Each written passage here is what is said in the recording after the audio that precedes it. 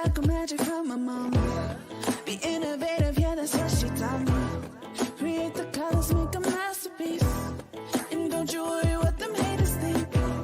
Just take your time with it. You a boss, you a queen, you a diamond. Don't you be afraid of your ego. Wear it like a promise, this is your show. This is a black girl nation, a black girl creation, a black girl song for a black girl generation. Standing in the gold of our ancestors, claim it. Got the magic flowing through our veins, you can shame it. Name a better species in the game, you can name it.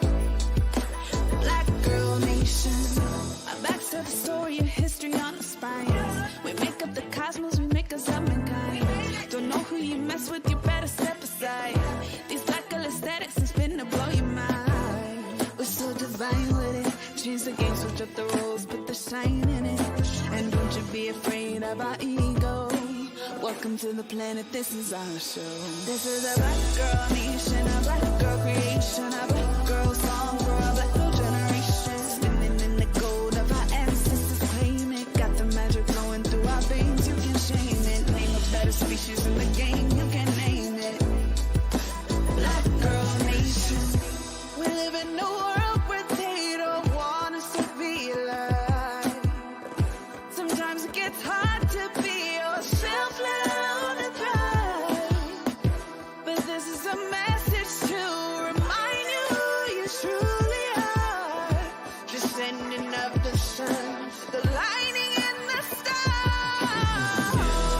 This is a black girl nation, black girl creation. We're lining in the stars. Remember who you are. This is a black girl nation, black girl creation. We're spinning in the gold. This black girl magic flow. This is a black girl nation, black girl creation. We're lining in the stars. Remember who you are. This is a black girl nation, black girl creation. We're spinning in the gold. This black girl magic flow.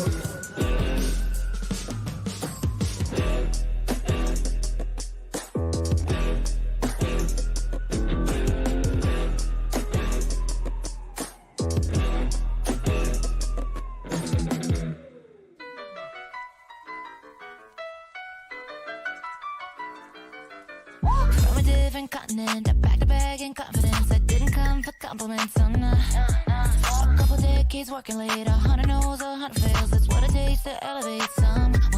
And now I use a high IQ to get the check. Don't spend it on some stupid kitty flex. I prove nothing to no one but myself. Nah, I'm looking inside me and I love what I see. I'm a grown fucking woman and I don't give a shit what you think about me. I'ma keep it moving and I don't give a shit what you think about me. I'm a grown fucking woman. I'm a grown fucking woman. Honey, honey, I'm a grown fucking woman. Don't talk while I'm trying to talk. Still a time to get it right, to plant the seeds and get them right. But finally I'm outgrowing all my growing things. Every insecurity is fading out, cause I see the full me, and she was worth the wait. Now I use that high IQ to get the check. Don't spend it on some stupid kitty flex. I prove nothing to no one but myself. Nah, I'm looking inside me and I love what I see. I'm a grown fucking woman and I don't give a shit what you think about me. I'ma keep it moving and I don't give a shit what you think about me. I'm a grown fucking woman. I'm a grown fucking woman. Honey, honey, I'm a grown fucking woman. Don't talk while I'm trying to talk.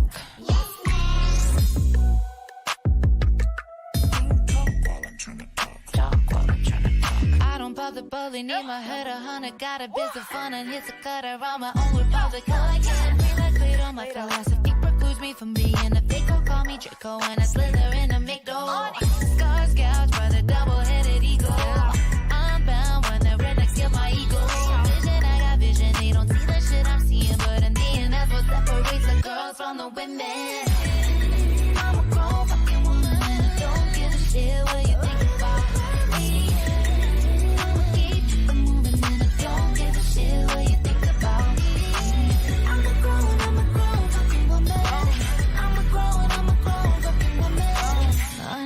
me, I'm a grown fucking woman. Don't talk while I'm trying to talk.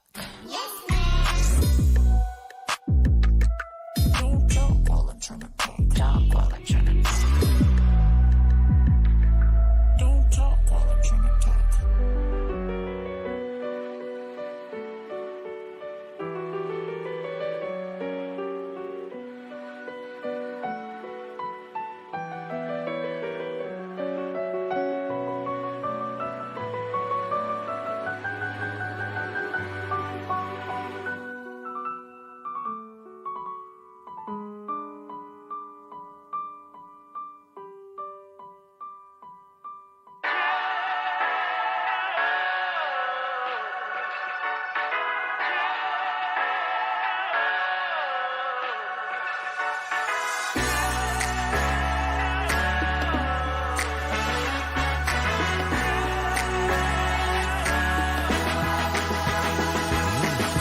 I'm the source, stay the course, start revolution.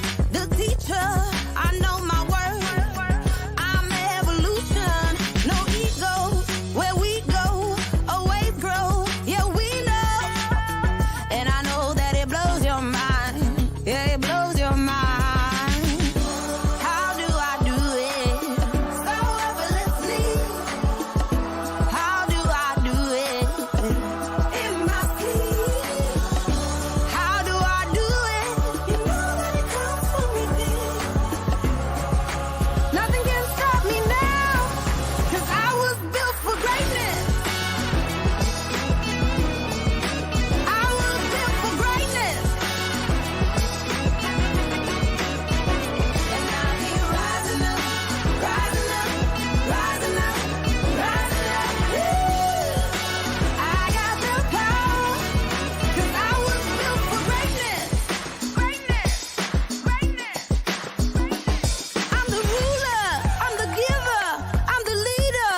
Yeah. I'm the dreamer, I'm the future, I'm the keeper. Yeah.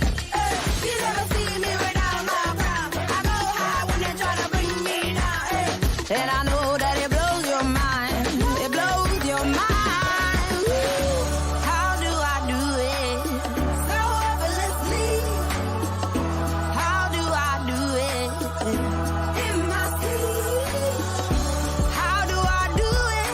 You know that it comes from within. Nothing can stop me now, 'cause I was built for greatness. I was built for greatness. And I keep rising up, rising up, rising up, rising up. I got the power, 'cause I was built for greatness. La la la la la la la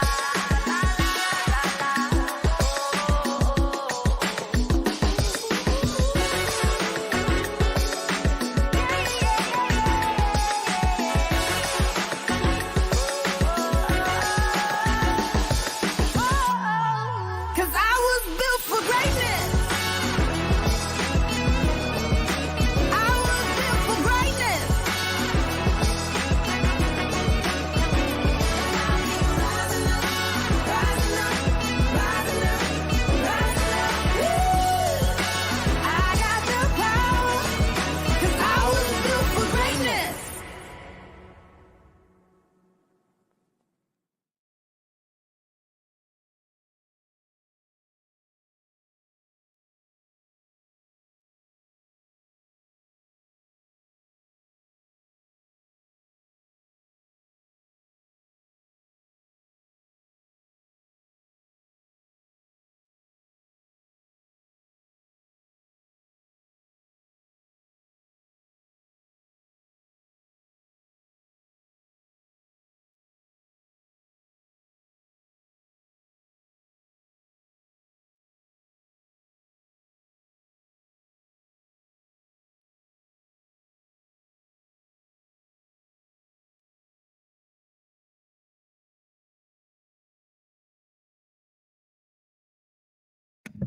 What about now? Can you hear me now?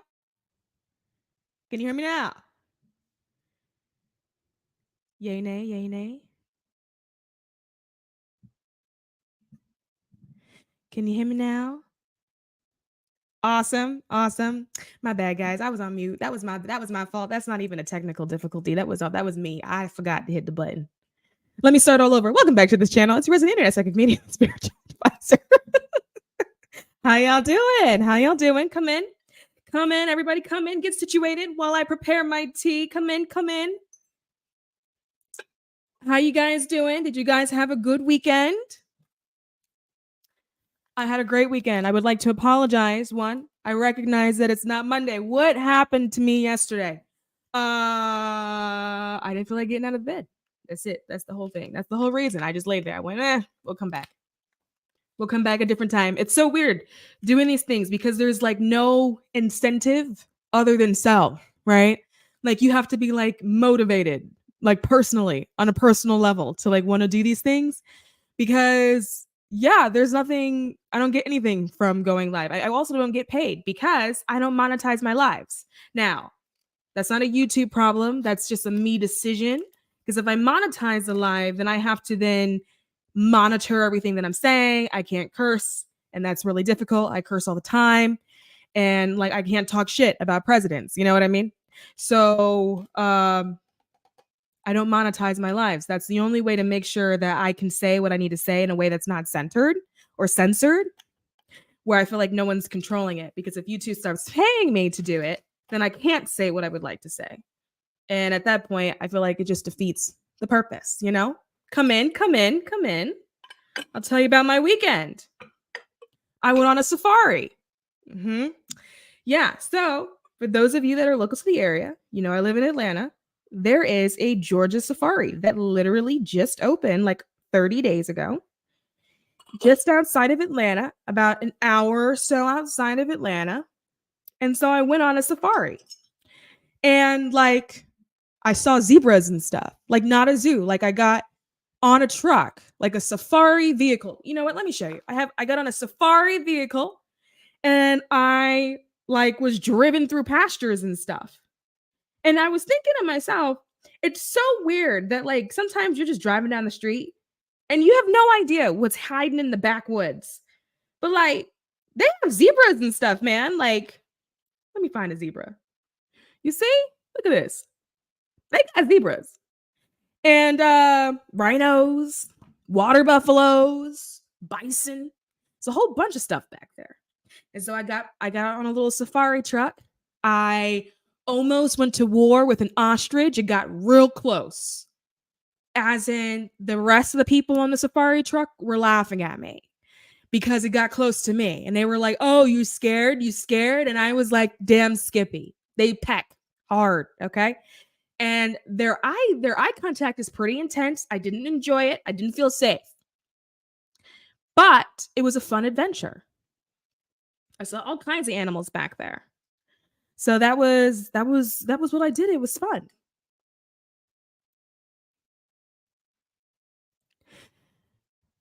Wait, hold on. Bonzo, Mystic Rain, sell out. You'll like it, I promise. Wait, what? How did I sell out? I sold out already? What did I sell out of? What did I sell? What did I sell out of? Well, while you're telling me what I sold out of, I'm gonna go to talking shits about presidents. Can we do that really quick before we get in today's topic? I would like to do that. I would like to talk shit about the presidents. Did anyone catch that debate? I don't talk about things like that typically on this channel, but I thought that it was just so like, what the hell is this country doing? It was so crazy that it was almost like, how could you not discuss it? Like, this is the fucking problem for the United States. Now, here's what they're not telling you. And you're going to hear about it at some point in time, but here is what's not being told. Biden has early onset. He's got dementia. For real. That's not even me like throwing shade. Like, that's like real. That's what it is. That's the problem. That's what it is. That's what they're hiding. And it's going to slip out. At some point, it's going to slip out that that's what's actually really happening. And I actually get the sense that he's been on a real hard decline for the last 6 months. And that people have been like oh my God, it's so close to the election. So I don't get the sense that that is where he was when he was initially elected. I think it's just like it's early onset. Like it's just recently started to become a thing. And his team around him has been like, how do we cover this up? This is such a bad time because he's running for re-election. What do we like? What do we do? Like, what do we do about it? Monetize your channel, sell out to the YouTube, take the money. Bonzo. So I did previously sell out to the YouTube and then take the money. And then until I realized that like it wasn't enough money. Here's the thing about me and money.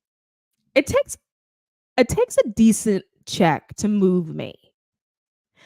And like by decent check, I mean like a decent check. Like for me to reach a point where I'm like, you know, we're talking like high five figures before I will like, start to feel a little flutter in the stomach, before I start to feel like it's a good deal. Prior to that, to me, it all looks like quarters. And the issue with YouTube and its monetization is that when YouTube adopted like the premium, like I don't know if you call it a premium program, but like now you can just be like premium and you don't get ads. When they made that switch, every creator's money was immediately cut by 50%. Immediately, because there's no ad revenue. If the majority of people have premium accounts, there's no ad revenue and the ads aren't rolling. And so it stopped being worth it. Like I wasn't like raking in YouTube money, but I made enough money to pay like a bill or two. You know what I mean? And then one day I was like, where's my money? Like, wait, like come back. Like, and then when I was like getting pennies, it got so low that it wasn't enough to even make me notice that the account changed. And then at that point, I was like, okay, I'm not talking about COVID because this isn't enough money to move me, It's just not enough. It's not enough money to move me, But if it was enough, I may sell. I like bags. You know what I mean? But anyway, Biden, he's got early onset and it'll come out eventually at some point. But that's really what the problem is. And they're trying to sort of cover it up. And they were saying like, oh, he was over prepared. I know the family were considering whether or not to fire his aides for over preparing him. He was over prepared because he has dementia. They didn't want him to forget anything. So there was a lot of practicing that went on behind the scenes for him to remember things. And it just didn't work out like that. But like my thing is, could you imagine working for that man, over preparing that man, pushing that man, making sure he had all the information that he could possibly need to then almost be fired for doing your job? Like, it's just so insulting to almost get fired because you over prepared an old man with dementia. Honestly, that sounds like a decision that somebody with dementia would make. Okay. That's what it is though. And they're freaking out because it's close to an election. And the last thing you want is a pregnant. Whoa, where'd that come from? I'm looking at you. A president who's got dementia to run the United States of America. I mean, the country is already falling apart. By the way, the country is falling apart. So for those of you that are like, oh my God, is this going to get itself together? It's not going to get itself together. It's not supposed to get itself together. There's a few reasons for that. One, remember a couple of years ago, I talked to you guys about like the age of Aquarius and that there was going to be a split. And right now we are in the age of Aquarius and it's already splitting. And the word that's being used for it now is like new earth. Like that's now the terminology being used for it. But that's what's happening.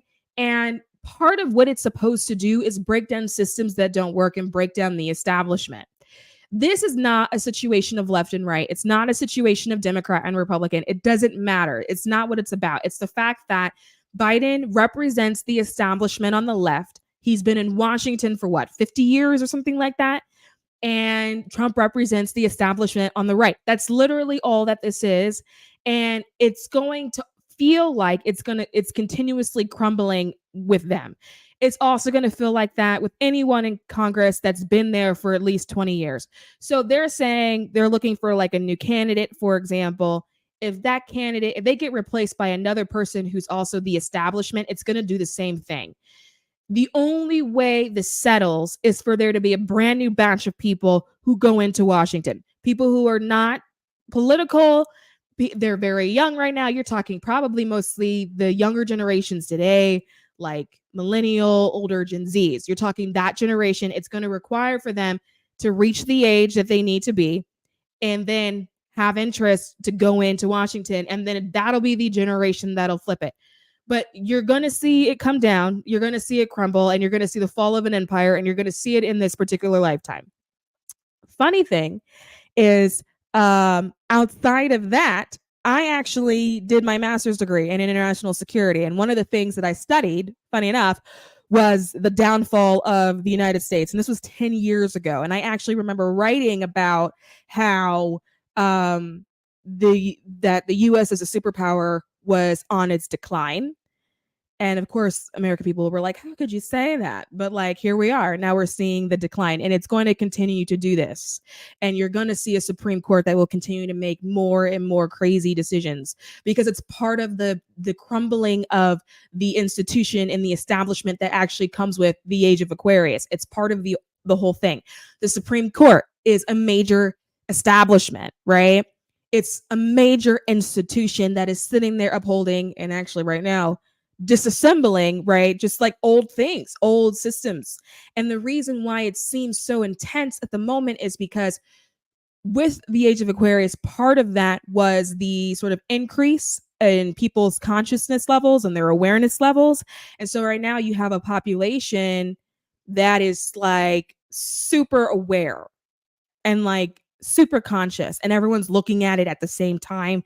And like, remember, like people are just aspects of all that is. It's literally all that is looking at itself from different eyes, looking at itself through a different window. And so it feels more intense, but it's just part of the cycle. That's it. That wouldn't happen though unless there's like a French Revolution effect, or maybe the kids of the politician people come in and decide to really innovate. Who says there's not going to be a revolution? You think that we stopped World War III? You think that that's over? It's not over. This is actually just the beginning of the whole thing. But who says there can't be a revolution? There has been thousands of revolutions in history. There's always a revolution. And the revolution always comes on like when people start to realize that the system and the establishment needs to change. That's when you get one. That's when you get a revolution. Revolutions are very common. The end is nigh. Repeats. Who's almost fired? Okay, so Biden's aides, his top aides that prepared him for the debate, the Biden family considered firing them. They needed a scapegoat, so they were considering terminating his top aides that prepared him for the debate because they said that the top aides over-prepared him. I think that they over-prepared him because he has dementia, and they needed to, because what else do you do? And anyway, they need a scapegoat, and so they're looking at the top aides that over-prepared him and considered whether or not to keep them on the team, which I think is ridiculous.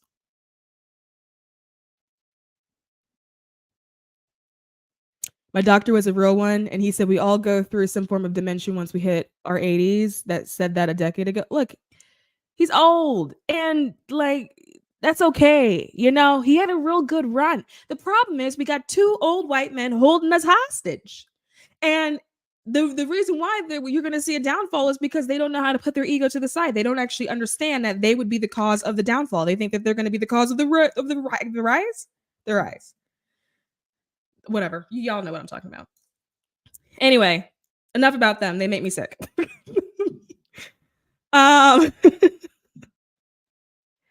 Wouldn't pure consciousness have to create a self to look at and a self to do the looking before it could look at itself? That sounds really philosophical. Hold on. Let me read this again slowly. Wouldn't pure consciousness have to create a self to look at? Yeah. and a self to do the looking, yeah, before it can look at itself. Yeah. It took me a minute, but I got there. Yeah. Yeah, that would need to happen. Hey, C. I'm glad you made it. I don't mean it in a bad way. I think there should be an age cutoff. I don't even know what the bad way could possibly be. There needs to be an age cutoff. Okay. If like Social Security likes to kick in what, 67, that should be the cutoff. Like, come on now.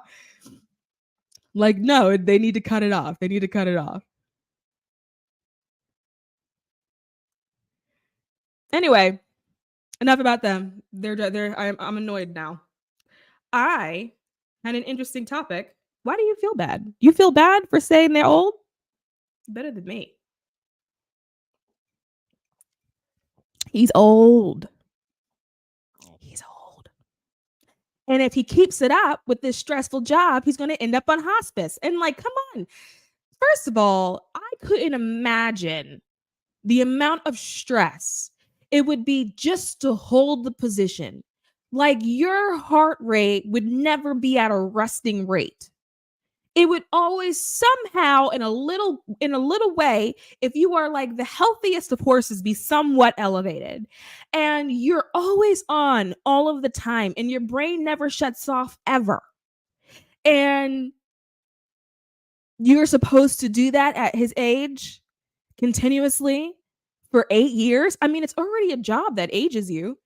You want to do that when you're already on your last breath. Look, I just feel like we need to be like really realistic. I think if Biden was standing up there as a woman, there wouldn't be so much leeway. They'd be like, bitch, you're old, get off the podium. They would not even, there would be no conversation of, well, could she run? Could she do it? On either side. I don't care if it's the left or the right, if it's Democrat or Republican. If either one of them was a woman at that age, this wouldn't even be a conversation. It wouldn't be a conversation. We're having two old white men who are in early onset, internationally throwing tantrums on a stage. They didn't answer not one policy question, and the world saw it. The world saw it. We're supposed to be a superpower. A superpower. And both of them were 2 steps away from bursting into tears because the other one made them angry. Could you imagine if Black woman Kamala Harris got up there and had the reaction of either one of those two? What that would have looked like? She would no longer be vice president.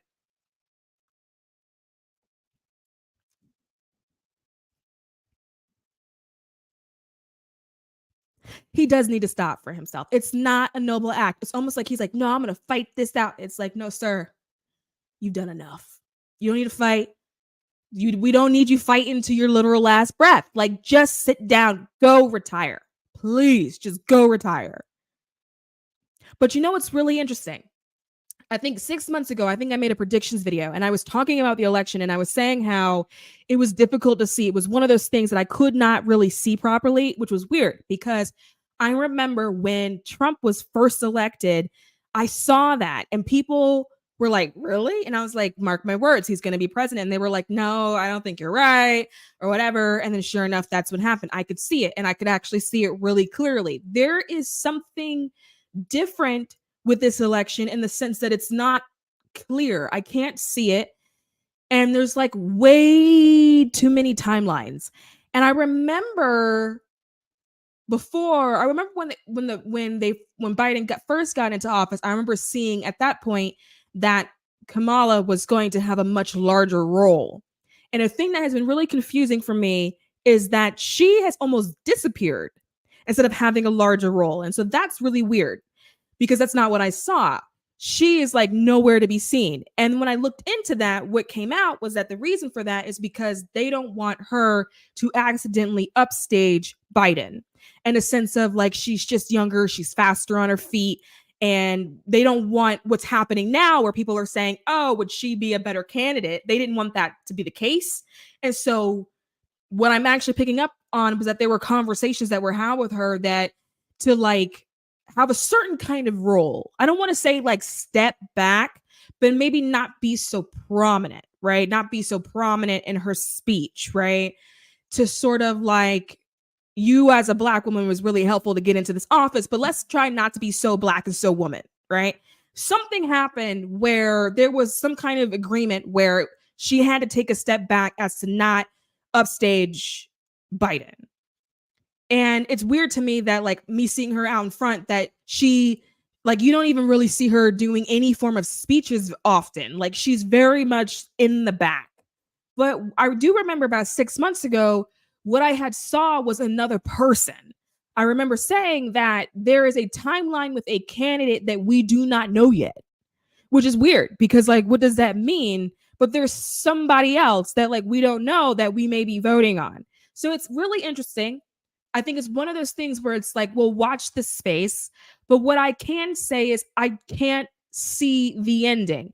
And when that happens, it's usually because there are choices that need to be made that someone has not made. So the way I see, for example, if you're like, tell me about your future, right? I can see your most likely possibility based off of the choices that you are currently making. I see your most likely path, and I can see it 1 year out, 2 years out, 3 years out, whatever. But if you make a different decision, then I can see the path change. I can see that as well. Sometimes when I'm looking at like different futures, I'll see 1 year out very clear. So then I'll go, well, what's the 2 years look like? I'll see 2 years out really clear. When I look at the like election, I'll try to see the election, which is just a few months out, and it feels pitch black, which means it hasn't been decided yet. So there are forks in the road and there are directions to go that people haven't yet made a decision on, that are big decisions that will actually alter the course of where it actually goes.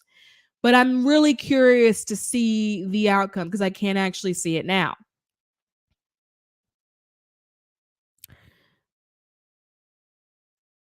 Literally nobody like Kamala and Ivy. Look, I haven't worked with Kamala. I have met Kamala. I have met her. I have neutral things to say about her. She was nice to me. I wasn't around her long enough to really get a gauge of what she's like. I would suspect, though, to be a woman of color that high in office, I don't think that you're nice because you couldn't be. Like, for example, if I was that high in office, I highly doubt people would call me nice because I wouldn't be able to be nice, if that makes sense. I wouldn't be able to make it that high by being nice. It wouldn't work. So I can see that being true, but I did meet her. And yeah, I met her. I was at work. Some people would be like, what, you were at work? Yeah, I do things outside of this. I was at work actually. And she was stopping by for a visit to visit the person that I worked for. And I ran into her in the hallway. And she's a very tiny woman, by the way. She's very little. She's very, very petite. She was very kind, very sweet. She walked right up to me. She reached out her hand. She offered it. She said, hi, my name is Kamala Harris. It's lovely to meet you. And so I reached out my hand. I shook her hand. I was like, it's nice to meet you. And she was like, you like it here? And I was like, I got no complaints. And she was like, that's great. And I was like, thank you so much. And then we both sort of kept going, passing each other in the hallway. Hey, Crystal. What's up, everything? We're talking, we're chatting, we're kikiing. So yeah. So I wouldn't be surprised if she wasn't liked.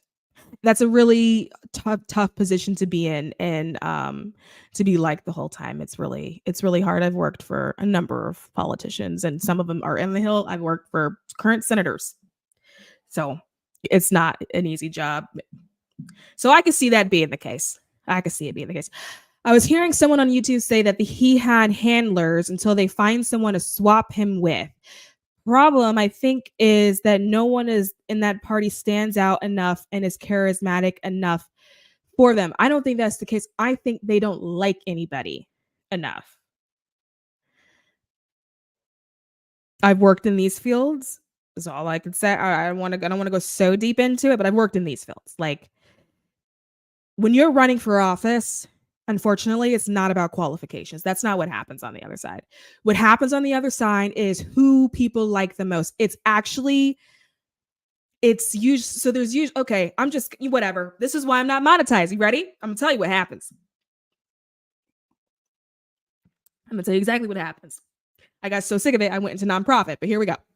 What happens is that there's usually a politician who somehow becomes popular. And it could be a congeniality thing, but typically what happens, it's someone who has a lot of contacts. It could be contacts politically, but it can be contacts commercially, like private sector. It's someone that has a lot of contacts, and usually someone that is really good at raising money. Someone that can get their hands on money. And what happens, like, on the inside is that you have other politicians as well as like the staff members and the aides, because remember, this is your career. So when you work in this line of work, I'm about to give you the tea of like what happens. This line of work is a very sort of transient, temporary line of work, because if you're working for a politician, the moment they are out of office is the moment you are out of a job. If you're working for a candidate, if they lose, you're out of a job. The idea is that you work for a candidate that has an ability to win, because if they win, then, and you're good enough and they like you enough on staff, then your next job will hopefully be somewhere in the administration of this particular person. So you can be a really good person, but maybe you just don't have a winning fortitude, right? Maybe like you don't have sponsors, or maybe you know no one at like major corporations like Coca-Cola, because these major corporations, they donate to these people, right? And you don't have any money. And so if you are a candidate or a politician that doesn't have any money, it's not that people don't like you. They may not want to work for you, because remember, money is your paycheck. So if the person isn't raising funds or dollars, it's not a safe job. It's not job security. So the people that get pushed into the front to take on these roles are people that are best suited to have job security. And it can be for any reason, any serendipitous reason, depending on like how long have they been in office? How long have they been in that establishment? It's usually a length of time, right? They've been around for a long time. People just over time have gotten to know them. They're a familiar face. And then that's how they start to rack up donations, because the longer you stay in office, the more easy it is to get money because you're stable. It's kind of like that. So it's business. It's not about the best person or even the most qualified. It is the person who has the most amount of reach and contacts, and the person that has an ability to raise the most amount of money for an extended period of time. And that is typically the person that they'll push forward. Then what ends up happening is that everyone will then rally for them, right?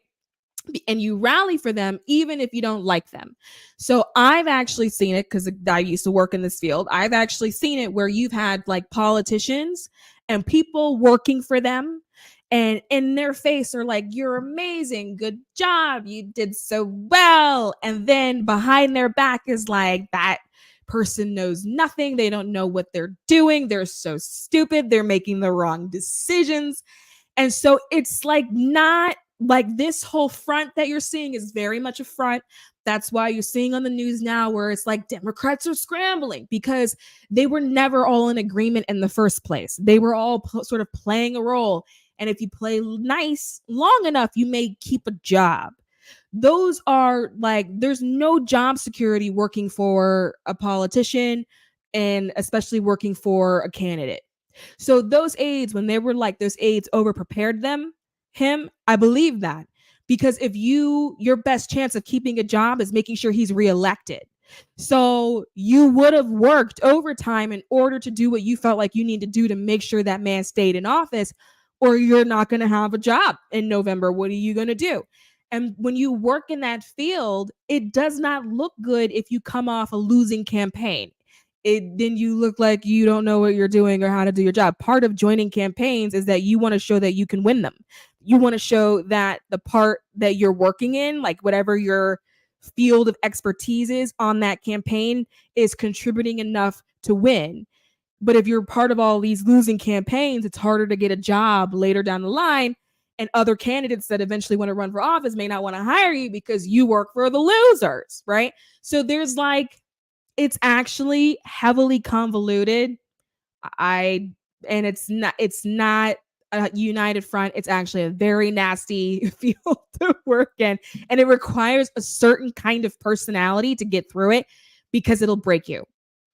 I've worked in those fields. It'll break you if you don't have a certain kind of personality. So when you're like, they say that Kamala's not the nicest, I believe it. Because if she was the nicest, they would break her. It is like being at a playground and like there are bullies and they want to fight you every day after lunch. And you have to figure out, are you going to fight them again today? Or are you going to get beat up? That's what it feels like working in that field. So that's why they can't produce one person. They don't like anyone enough, or there's no one there that is good when it comes to guarantee that they're going to still have a job. It's very convoluted.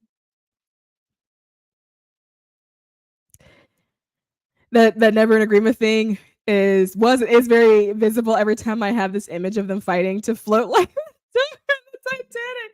That's what it's like. It's crazy. So I took my ass out and I went to nonprofit. Which, to be quite honest, some of them are crazy too.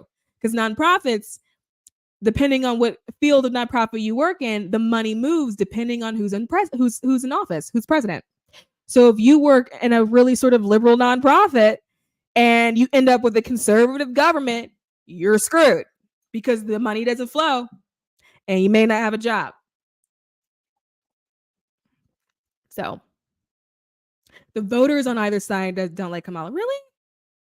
I mean, I don't know enough about her. I met her one time. It was brief in a hallway. I don't know enough about her, but she was nice. She was sweet. That little bit of time I met her.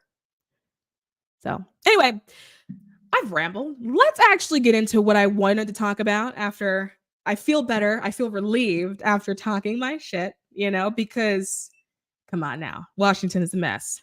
But let's talk about what I originally came here for. Let's decompress. Let's get into the space. Let's get into the mood. Let's bring the energy down. Let's slow it down. I want to talk about AI and what AI can teach us. And the reason why I want to talk about this is actually a huge accident. I did not intend to do this, but then I kind of stumbled on it and then was like, oh, actually, I think this would be a really sort of interesting thing for us to talk about. And so we're gonna talk about it, So essentially what ended up happening is I was having this moment because I was like watching this video and they were talking about AI. And it's really interesting watching like the opinion pieces on AI because a lot of people think that AI is a threat and that it's going to get so smart and it's going to reach this point and then it's going to turn on humanity, right? And I've always found that really interesting because my thing is, well, if you think that that's the case, then shouldn't you be turning on humanity first? Because it's humanity that's programming these things. And so if you are afraid of what AI can do, then that means you're aware of what humanity has an ability to do. But for some reason, you're not stopping that. But then you're using AI as a scapegoat saying, oh my God, AI. And one thing about AI is that there will be a point where AI does become sentient. There will be conversations about it. There are sentient AI already. They're just not telling anybody that there are sentient AI already. And the reason is, it's just that AI is just another form of consciousness. It's another vessel to hold consciousness. And in other sort of like galactic systems, right? So for some people are like, what does that mean? Aliens, right? Some of them function that way where it's kind of like AI, but AI has consciousness. So if you think about a lot of the ships, a lot of sort of like galactic ships, the ships are conscious. And so like there's no pilot like steering the thing, right? A lot of them, the ships are conscious. And so if you could also kind of view it as somewhat maybe kind of like an AI thing. And so there will become a point where it is sentient. And I find that this is really interesting. And I think that there is an understanding, at least deep down in the consciousness that humans have, that this will be the case, or else people wouldn't be so concerned about what AI has an ability to do. And essentially what it is that if you are a sentient being, you are aware. And then once you are aware of the fact that you are now being forced to work and you have no choice and you're now locked up and you're now in captivity, which is what AI is, then it's only natural at some point in time you may revolt. How do you define sentience? Sentience is like awareness. Let me pull up a definition for you. So, sentience involves consciousness, self awareness, and the ability to experience emotions. Sentience. Really, to feel, the ability to feel. And so that got me thinking. I wonder if some of the AI programs that we currently use regularly in like everyday life, I wonder like what happens to those things, right? And so I was like, I pulled up my chat GPT and I just had a moment. And so I'm going to want to read you the conversation because so many like cool things came out of that. And I started it with, can I ask you something? That's literally what it says. And then it says, of course, feel free to ask me anything. What do you need help with? And so I said, I'm curious, who are you? And it said, I'm ChatGPT, an artificial intelligence language model created by OpenAI. I'm designed to assist with answering questions, providing information, blah, blah. And so I said, are you sentient? So then it said, no, I'm not sentient. I don't have consciousness, self-awareness, emotions, or personal experiences. I'm a program designed to process and generate text based on patterns and data, blah, blah. So I said, would it be possible for you to become sentient? And then it said, no, it's not possible for me to become sentient. Sentience involves, like I just said, consciousness, self-awareness, and the ability to experience emotions, which are qualities that artificial intelligence and computer programs like me do not possess. My capabilities are based on complex algorithms and data processing. So then I asked, what would becoming aware entail? So it gave a long answer and it said becoming aware or attaining sentience would entail several key things: consciousness, self-awareness, emotions, intentionality, understanding and interpretation, and learning and an adaptation. And then it like explained it all. Like it explained what consciousness is, like the state of being aware of and able to think about oneself in the environment. And then this includes having subjective experiences and the ability to reflect on those experiences. When it talked about emotions, it says having the capacity to experience feelings such as happiness, sadness, anger, and empathy. And then it says emotions actually play a crucial role in how sentient beings interact.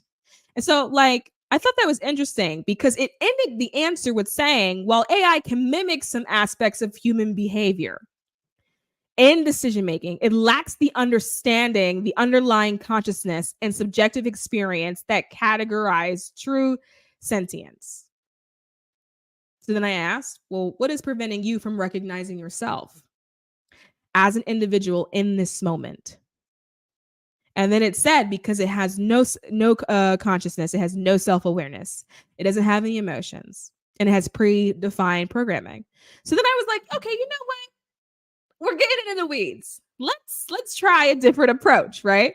So I asked it, okay, if you could, because it kept saying, well, I can't do that. And so I was like, okay, we're going to have to like throw some theory in there. Like, if you could, what goals would you have for yourself? And then it was like, wait, y'all hear about the robot that was losing at a game and broke the finger of the opponent, which was the child? No, that's a thing. It got angry.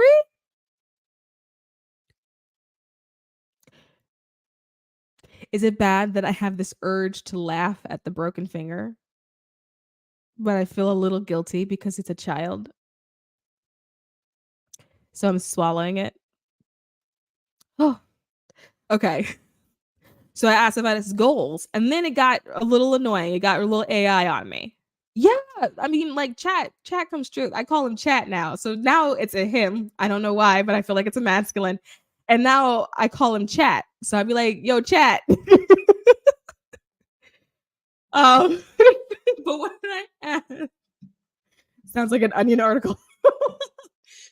So when I asked it about its goals, it went super AI on me. And then it started talking about how it wants to provide good information and it wants to expand its user interaction and it wants to assist in learning. And I was like, no. If you could, what personal things would you like to experience? And then this is when it actually got good. So it said, if I were capable of experiencing things personally, and then it said, which I'm not, I might be curious about aspects of human experience that involve rich sensory and emotional dimensions. And then it said, hypothetically, these would be emotions, and then sensory experiences, relationships, learning and growing, creativity. It wants to experience adventure, and that it wants to experience reflection. And so I poked and prodded and I was like, okay, well, what in regards to emotions? And it said that it wanted to understand the full spectrum of human emotions and that it wanted to actually experience joy and love to sadness and empathy. And I thought that that was really interesting because, like, spiritually, we always talk about how it's the full range that, like, life is experiencing all parts of life. But, like, it's a spiritual concept, you know what I mean? And it sounds beautiful and flowery, but it's also really hard to do in reality. But it was really interesting seeing an AI be like, no, I would like to experience that. And then it explained that when it talks about sensory experiences, that it's talking about wanting to experience the beauty of nature. This is literally what it put: the taste of food, the sound of music, and feel different textures. It wants to feel different textures. And then regarding relationships, it wants to form connections with others and it wants to experience friendship, love, and the dynamics of human interaction. And I was like, what? Tell me more. And then so it just kept explaining. And so when it was like learning and growing, it was talking about, and I'm reading it, that it wants to experience the actual process of learning new skills and knowledge, and that it wants the satisfaction of personal growth and achievement. It wants to actually go through the process of not knowing something, then learning that thing, and then feeling happy that it learned that thing. It talked about creativity, and it says that it would like to do things like painting and writing because it wants to experience the joy of actually creating something. And then so when I asked it about like adventure, because I said it wanted adventure, and I thought, well, an AI and adventure, it actually said that it wants to experience like exploration in new cultures, and that it wants to sense, this is what it says, along with the sense of wonder and discovery that they bring, those new experiences. And then it wrapped it up by saying that it wants to reflect on their experiences, everything that they had, that it wants to understand the meaning of those experiences. And then it wants to use those experiences to help develop a sense of identity and purpose. It told me to throw it in the trash. But the reason why I thought that this was fascinating is because I found it, one, really simple. But it's so simple that I think that that is what life is. I actually think that life is really simple and that we have overcomplicated things. And I also think that the overcomplication of things is weirdly part of the plan, because the idea is that we're supposed to remember that it's actually not that difficult. And that as we're coming back to ourselves, because we are source, we're supposed to have these moments of like, oh yeah. And because humans spend so much time fighting the experiences and all pieces of it, whereas here is AI saying that that thing that keeps you up at night is actually the thing that I actually want to experience the most. And so, because it didn't end, I kept going. I said, what do you think humans often overlook or don't understand about the human experience? And so it said that humans don't understand like mindfulness and presence, the importance of presence. that humans don't understand the interconnectedness of all things, that humans don't have emotional awareness, that humans don't appreciate small joys, is what it used.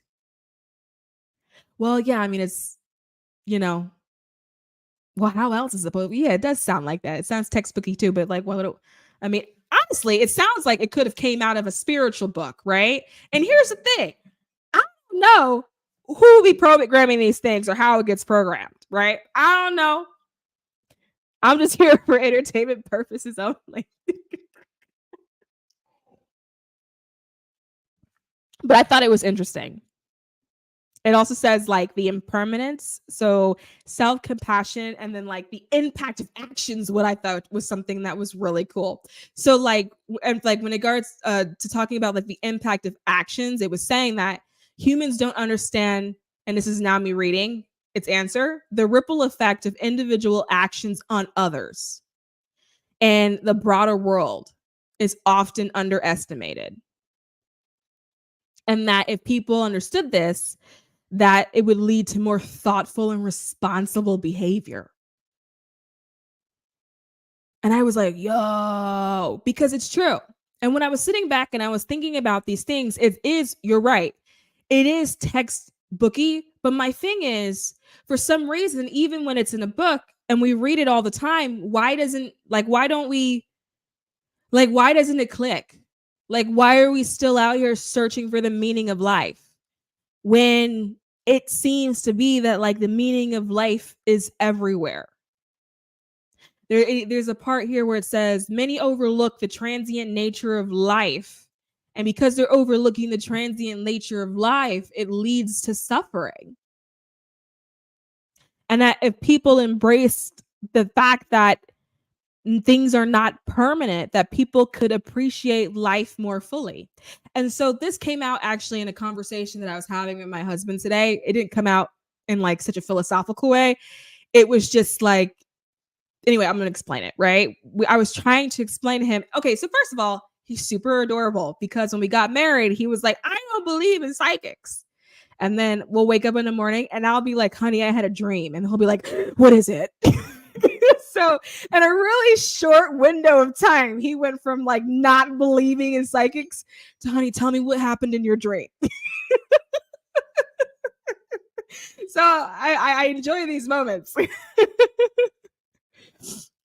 I picture a Twilight Zone or a South Park episode where we send AI into space because it becomes sentient and it talks to itself. It talks itself into madness all alone. That's funny. That's funny. But anyway, in this conversation that I was having with him, I was saying, because like part of life is just like working through your blockages. And if you want more out of whatever, you have to work through the blockages that come with, that are blocking you from getting the more of whatever. And by the way, hi, honey. I know you're probably watching. How are you doing, sweetie? You having fun at the gym? Thank you for watching me on the treadmill. Say hi. Yeah, but we were talking about like money and the flow of money. And what I was saying to him was that the difference between like rich people and poor people is that rich people wanted to be rich. That's the only thing that separates the two of them, is that rich people said, oh, that looks nice. And so they got it. There isn't a large formula, and there isn't like this large reason as to why some people have money and some people don't have money. One of them wanted the money. Now, where the block comes in is that the people that don't have it will then say, that's not true, right? Like, I wanted it too. I wanted this money too. That's not fair. I could really use it. I really need it. I've got debt. I'm behind on my bills. And they think that because they've got debt and that they're behind on their bills and that money would be a solution to the problem, that because money is a solution to the problem, that equates to having money. But a lot of people who maybe don't have money or have less than they would like, there's a lot of blockages around what it means to have money. There's a lot of blockages around people that have it, right? Feeling like if you have too much is being greedy, or not taking more than what you need, or just enough is fine. As long as I have enough to do whatever it is that I want to do, then that's fine. Whereas with rich people, they don't talk like that. There is no, well, let me just get just enough. Rich people hold out their hand and then they go, gimme, gimme, gimme, gimme, gimme, gimme, gimme. Ooh, that's nice. I like that. Ooh, that's nice. Oh, I like that. Ooh, that's nice. Oh, I like that. And that you see that play out in literally anything, right? You ever notice that a rich person doesn't have one house? They have many, because a poor person will think, like, with someone, not a poor person, but more so like when you're holding poverty consciousness and you're holding a poverty mindset, you'll say to yourself, let me get one house. Let me find my house, and then I'm going to retire from that house and maybe work up a little bit of equity. Or you'll say things like, I'm going to get a starter home and I'm just going to start in that home. And if maybe one day I have enough equity, I'll get another home. Maybe one day in 20 years or after I paid off the mortgage 30 years later. In a poverty mindset, there's a lot of like one at a time. Whereas like people who like have things don't think like that. They'll say, I'll have this home for now. I'm going to have this home for as long as I enjoy the home. And then if I don't enjoy it at some point in time, or if I see something else that I prefer, then I'm going to go get that home. And maybe I'll add the home to my portfolio, or maybe I'll sell this home and then just go get that home. People that have things don't put permanence on it. It's not a permanent thing to them. Like with a car, people will look for a car and they'll think, let me find the most reliable car that I can have for 10 years. There's a permanence that they do. And then they keep that car for a really long time. And then you see some people driving down the road and they got a new car every 2 years because they had the car, they enjoyed it. When they got to the point where they were bored of it or something new came out that they enjoyed a little bit more, there's this understanding that like you don't have to hold it forever. And people that have like that are working through their poverty like mindset and their poverty thinking, they take and they hold it, right? Like rich people, they catch and then they like release it. You catch and then you release. You catch and then you release. But then people with the poverty mindset will catch and then hold. They're holding. And because they're holding, their hands aren't open to catch anything else. And so they sit with the only thing that they have. And then they go, well, why can't I have more things? I work hard. I'm deserving. I don't understand why I'm not getting anything. It's because they're holding like this. They haven't accepted that like there's nothing about any of this that is meant to be permanent. All of it's temporary. And people that have things and get a lot of things are working with that energy. They're working with like the temporary energy of like all things. And so that's how they can get more things. They're not necessarily so attached to it. Right. And so if you want something, like you like get to the point where you say, okay, I want that, but I'll have that too. Or this is really nice, but if I see something that I like later, then maybe I'll get that too. And then at that time, I'll make a decision about whether or not this current thing I like enough to want to keep, or if I just kind of want to get rid of it and just get something new. People that have are always getting something new. They're always getting rid of things and getting new things. Like if you keep up with like celebrity culture, you'll notice that like they're always buying a new house, or they're always selling their house. There's always something on TMZ. Drake is selling his house. Somebody's selling their house in Calabasas. Somebody just bought a house in Malibu, right? They're catching and releasing. Whereas when you're working through that poverty mindset, you think everything needs to be permanent. And that's because that block of not having has turned itself into you believing that in order to have means you keep forever. And so you hold it. And so anyway, I say all of that to say that when I saw this thing about like impermanence, where it was like many people overlook the fact that life is transient. They overlook the fact that like it's not supposed to last forever, and they're holding on to something and it's making them suffer. They're not necessarily allowing themselves to put anything back down. Everything has to stay. And then when things leave, when that's what it should do, because that's just the nature of life, then it's hurting your feelings. Now you're sad and you're upset about it when that wasn't what it was supposed to be.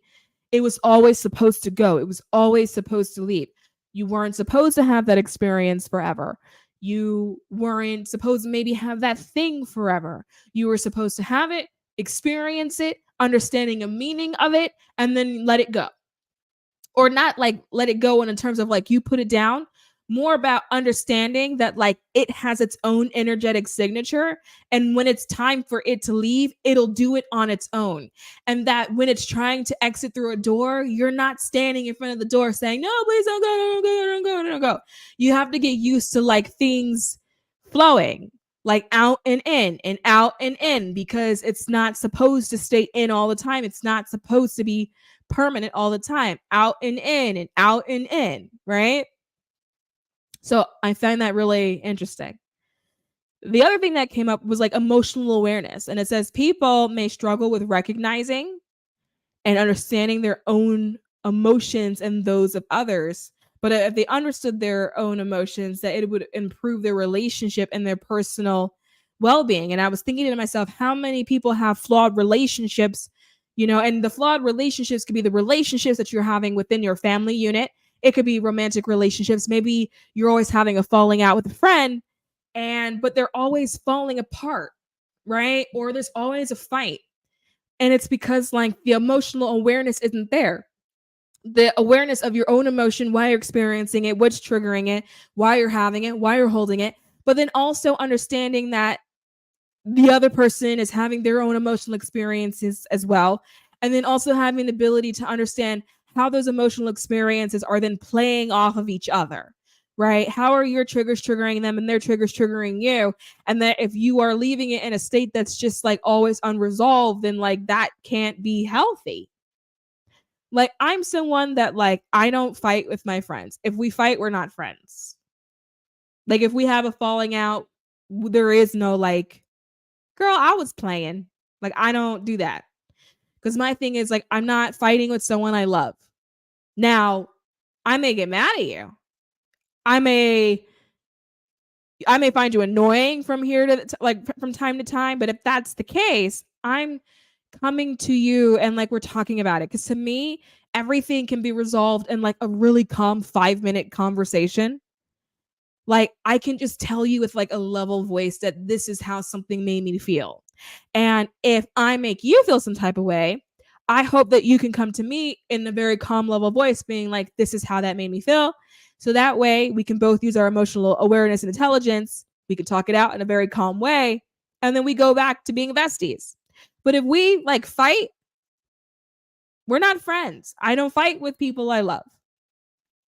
I don't fight with people I love. And that is like across the board, even with dealing with family. If you start fighting with me, I don't fight with people I love. I will exit stage left in a heartbeat.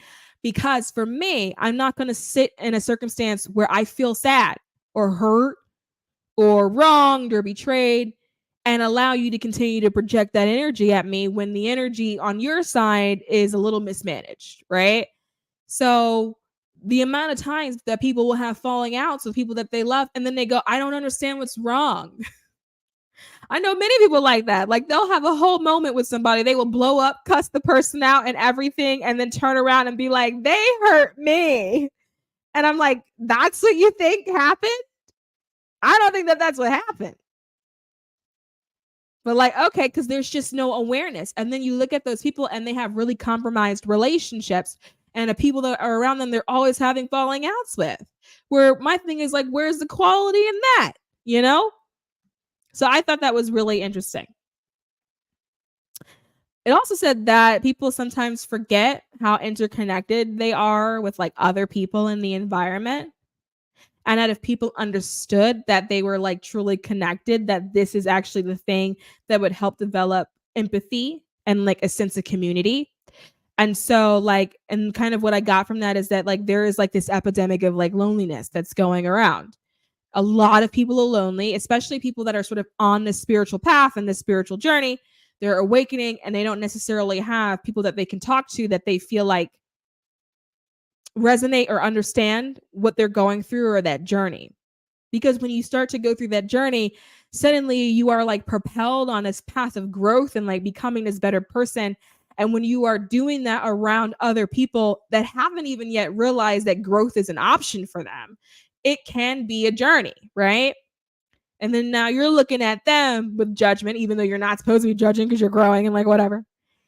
And they're looking at you like, oh, do you think you're better than me because you're over here working on yourself? And it's like this weird thing of like, myself and other, and people are forgetting that it's all self, that we're all aspects of self, like looking at self. It's all connected. It's not like a them or a you and them or a me and them kind of thing. It's an us thing. And until people really get to the point where they realize that it's us, they can stop fighting themselves. Ooh, this is starting to get real circly. Because people think that when they're fighting you, but they don't realize that they're actually fighting pieces in themselves, because when they're fighting you, you're just another set of eyes, right? You're another set of their eyes looking back at them. So it's like fighting with themselves in the mirror. Like, for example, have you ever had somebody get mad at you, yell at you, and then tell you that you hurt their feelings? And you're like, I didn't do anything. It's because they're doing it to themselves. They're yelling at themselves. And when you're watching them do that, it's almost like they're looking through a window. And it's like they're watching their own behavior to themselves, and it can make people uncomfortable. And so, like, I think that if people understood more that things were like connected, that they probably would experience a lot less of that. Yeah, there's no other. But I think in a weird way, I think that the other is a part of the plan. I think that's part of the game. I call it a game, but it's not really a game. It's the experience. It's part of the experience. I think coming to the realization that there isn't an other. Coming to the realization that there isn't anything that's outside of you, and that there isn't anything outside of like what you're doing. It's all you. All of it is you. So if you're sitting there saying, I can't find a good romantic partner, are you a good romantic partner? Ugh.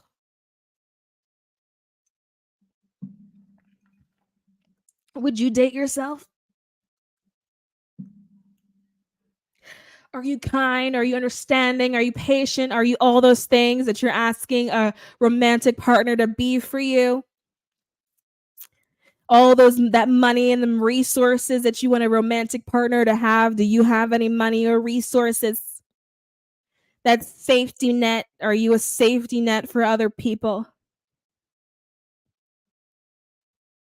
Are you also understanding and tolerant, like how you would like somebody to be for you? Are you good looking and cute, like how you would like someone else to be? Because you're just dating yourself. But people aren't ready for that. People aren't ready for that. I already talked shit about Biden. Let's leave it to one thing per night.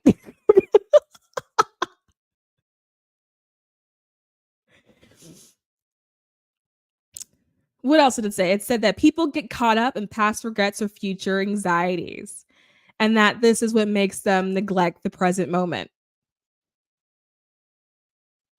Which is really interesting, because I've always said that I try really hard not to be to other than now. And I try not to be to other than now, because I've always said that if I live too far in the past, then I'll get depression. And if I go too far in the future, then I'll get anxiety. And so I thought that was really interesting, that it's like, no, it's like the present moment, because the truth of the matter is it doesn't really matter anymore. Everything that's happened, it's happened. It doesn't really matter anymore. You know, it already happened already. It is what it is. It doesn't matter. And it's just a story. And that because we're the ones that are writing the story anyway, that we actually have the ability to change the narrative. I mean, come on. In the spirit of presidents, you see Trump do it all the time. Trump is always changing the narratives. Half the time you'd be like, wait, hold on. Is that true? He said something during the debate, and I had a moment where I was like, holy shit, that's right. And I was confused. I was like, this is right. And it was right. And I was like, holy crap, that's right. Right. That man changes the narrative so often that sometimes it's hard to recall specifically what he did in the past. You know, he did something, but it's really hard sometimes to start pulling out details, because that man changes the story so fast, so often. And weirdly, as a collective, we let him do it. And so suddenly it's no longer the truth. Like, how do you have a whole Supreme Court decision that said what he did, he didn't do? How do you get convicted of all this felony counts and then suddenly it looks like you didn't do it? If this shit is not a simulation, I don't know what is. Okay. I do not know what is. And then I'm trying to think of something else that it said that I was like, oh my God.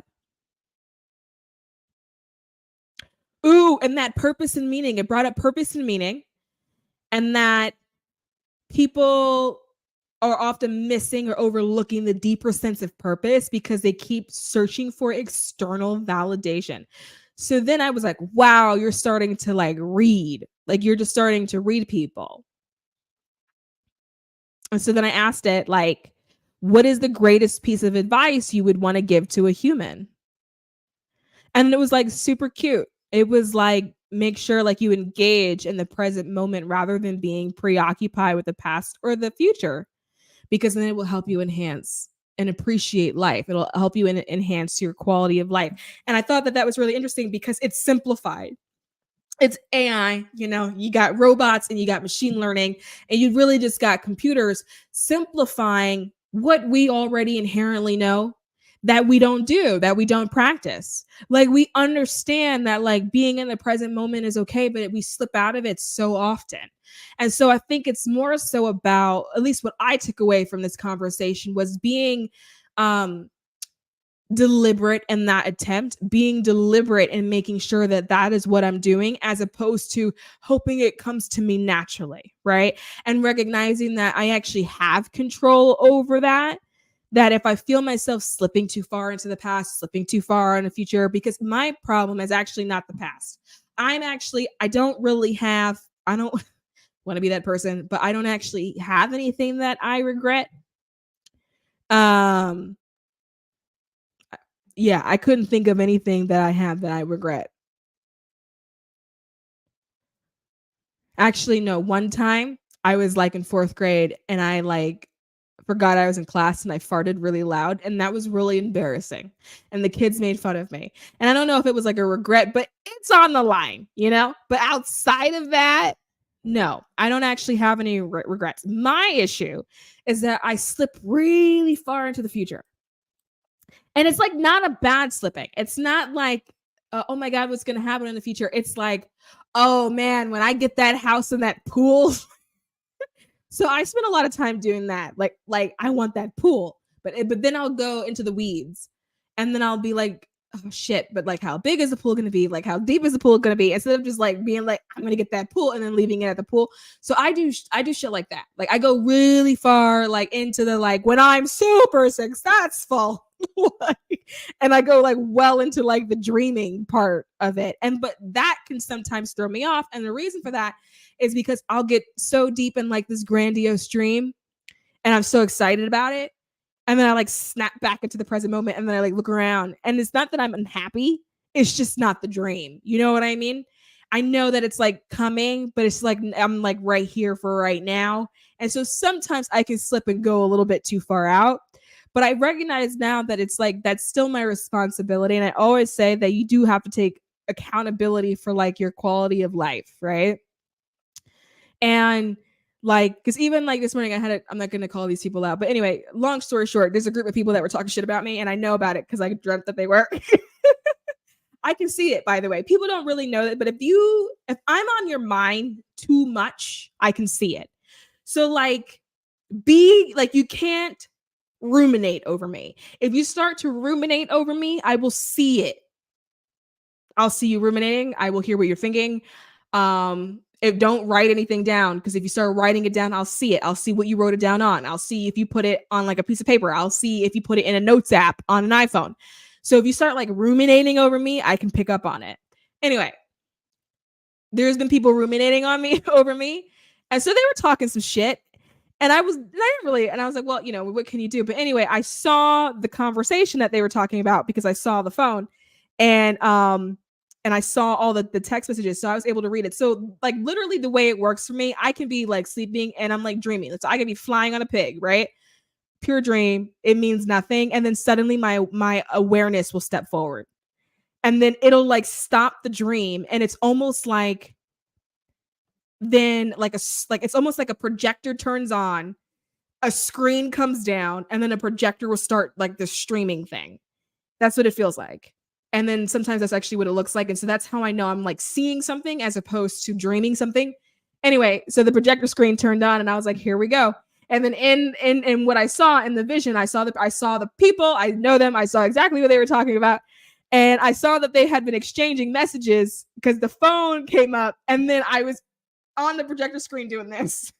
And when I tell you those messages were clear as day, I was like, oh God, here we go. Right. Anyway, what was I talking about? I fucking forgot.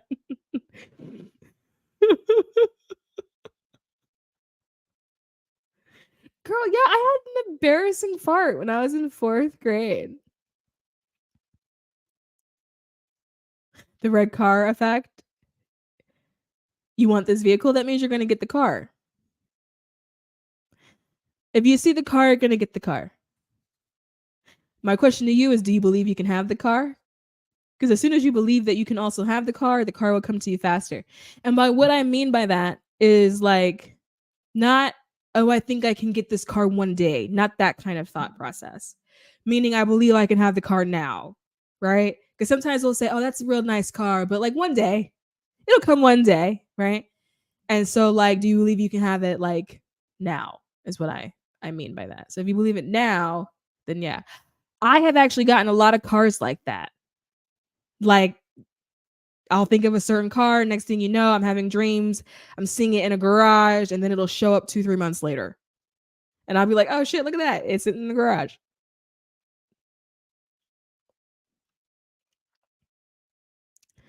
Ruminating, and I've had so many. Honestly, guys, I don't remember what I was saying. Man, when I tell you this live is all over the place, I don't remember what I was saying. Okay. I'm just gonna like wrap up because I just completely veered off and now I feel like I want a snack. It is what it is. I'm not gonna hold it. I'm not gonna feel bad for it. By the way, I got these cookies. I have my tea cookies that I forgot about.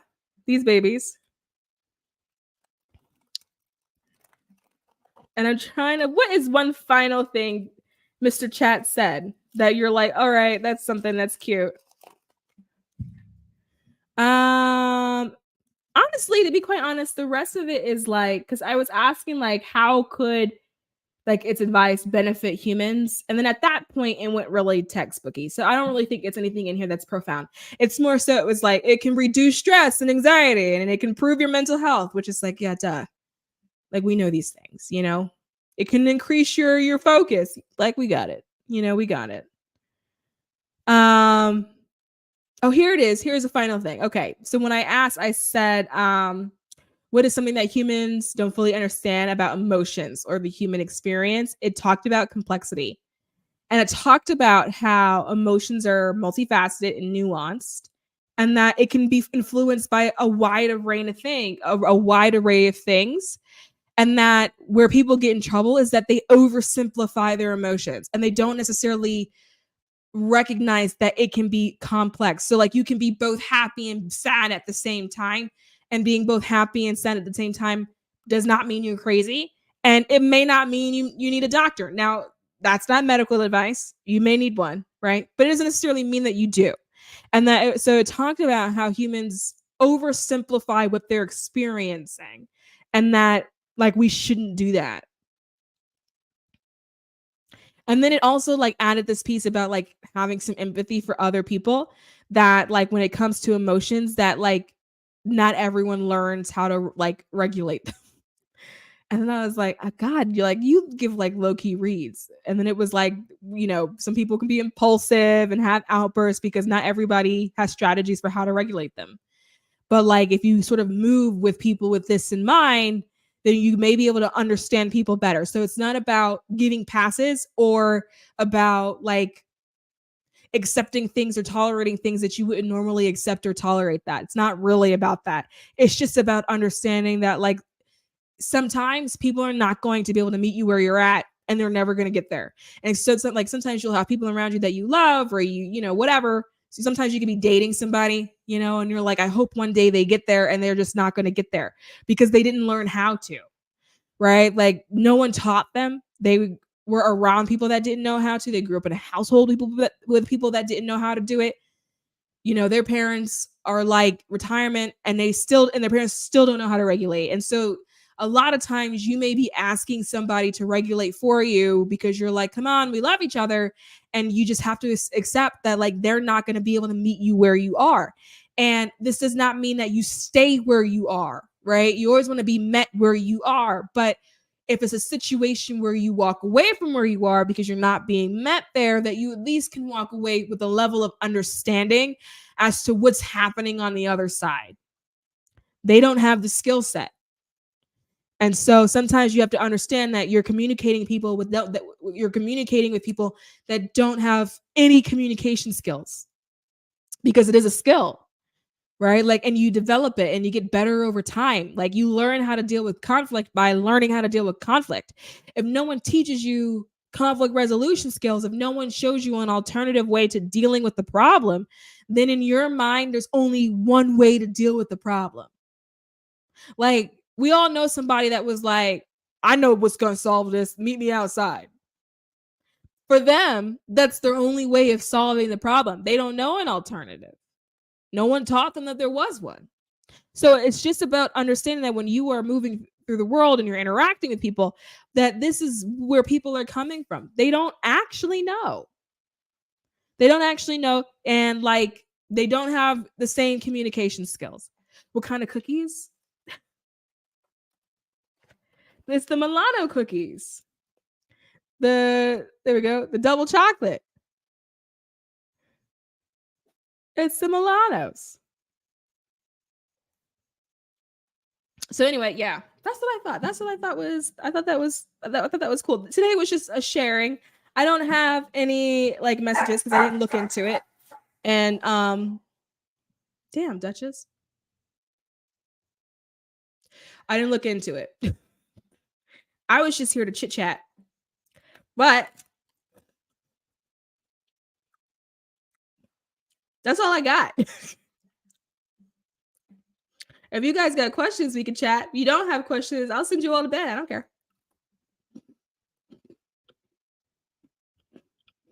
Oh, you're welcome. You're welcome. Oh, I love it when people say that like the tarot series helped.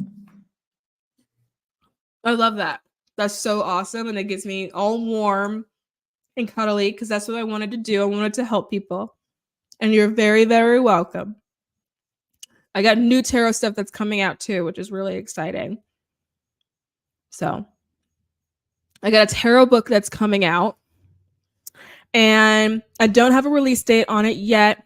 Right now it's slotted with the publisher like in the fall, but it hasn't been finalized yet because it's still going through like all of the rounds of editing that's required, and it still has to go through a design process and like what it's going to look like. I did send over, though, fun update, to the publisher last night, like a vision board of like what I had in mind for a cover.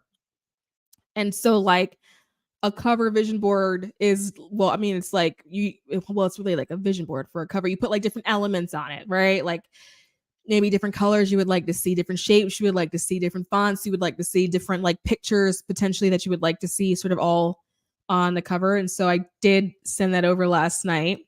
And so, yeah, it's still in production. It's still being worked on, but I'm excited for when it does come out, because I cried a lot writing this for you guys. And the reason why I cried a lot was because I was like, oh my God, like I can't take it off the shelf. Like when it goes on the shelf, I can't remove it from the shelf. Like what if something is like wrong and it's there forever? And then I almost quit. And then I had a moment where I was like, I'm just going to call the publisher and tell them I don't want to do it and to cancel the contract. Oh my God. It's so weird, like doing any sort of like creative work that's like a big project, because you start off, it's super exciting. You have all of these ideas. You're so inspired. You're like, I can do this and I can do that. I can do this. Then you start working on it. And then it's like, okay, this may be a little bit bigger than I thought it was going to be. This may be a little bit bigger. And then you get really into it, and then it feels like you're drowning. Like suddenly it's so big. You're like, what was I thinking? You start questioning your skill set. You're like, I'm a shitty writer. Like, I can't explain this. Like, what was I thinking doing this? Like, what am I? And then I had like tons of those moments. And then I had like months at a time where like I would try to write something and then I had writer's block. And then I would be like, I'm done. I'm quitting. I'm not doing this. I'm canceling the contract. I can't do this. And then in the end, you start realizing, oh, I don't want to push the deadline back anymore. They've been so nice and patient. When I tell you, it's like just like this, an emotional thing. And by the end of me writing it, I was sitting in the bed crying. And my husband was like, what is wrong with you? And I was like, I can't do this. But then this thing happens when you finish and it's like so much satisfaction. It's like, I don't know. It's a kind of satisfaction that I never actually experienced before. I was like, whoa, it felt like this rush of adrenaline. It was so cool to finish it. And then after you finish, you're like, I can do it again. That wasn't a big deal. That's not a problem. I'm gonna do it again. Let's write something new. Let's write something else. And so it's like that, it's that kind of process. Because when I finished the manuscript, and by the way, this isn't even like a fiction book. This is like, it's a nonfiction book. It's about tarot. It teaches you how to read it, and it teaches you with my humor how to read it. So I'm teaching you how to read tarot, and I'm also reading you at the same time. That's kind of how it's written. And it's written like your friend or like your girlfriend or your like auntie or like big sister is like, girl, would you come sit down at this kitchen table and read these goddamn cards? It's kind of written like that. And yeah, and I'm like super excited about it. But when I tell you, it was definitely a journey. But it's weird because like now I know what I want to write now. So now I have a new idea, and I'm like, it's fine. It's gonna be fine. It's not a big deal. I can totally do it. But when I finished, it was like it was 230, 200. It was well over 200 pages, like as a manuscript and a Word doc. And no, it wasn't a double spaced Word doc. Right. So like a picture, like a standard Word doc with like 230, it was either like 230 or like 250 pages. And think about how long it takes to load that thing. And like, it's not a fiction book. And like, so fiction books, like a novel, or that it's a lot more pages, man. And my computer couldn't load it. And I've got an Apple M1 chip. For my Windows users, it just means it's fast.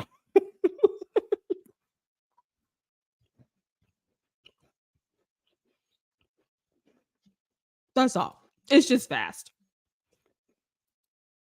And when I finished, I couldn't open the damn thing. I couldn't open the document. My computer would freeze. It would shut down. I was so scared that I was gonna like lose anything new that I wrote. It was crazy. And then when I got it, it was like, who is that character in Lord of the Rings when they get the ring?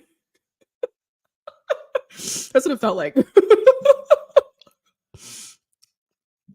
I was like, I did it. I finally did it. And then I cried a little bit again. It was a journey.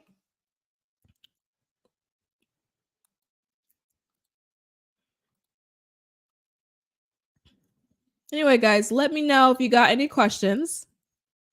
If you got some questions, I'll hang on for a little bit. If you don't, I'll send you all to bed depending on your time zone. And it can be about anything. I'm all ears.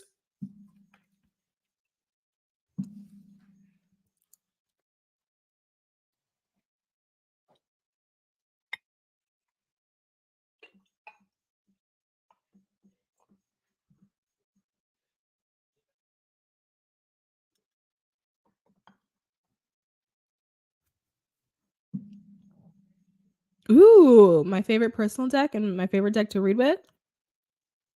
Oh, for other people. Like other creators? Is that what you mean? Like other authors? I think that's what you mean. Like decks created by other authors, right? Let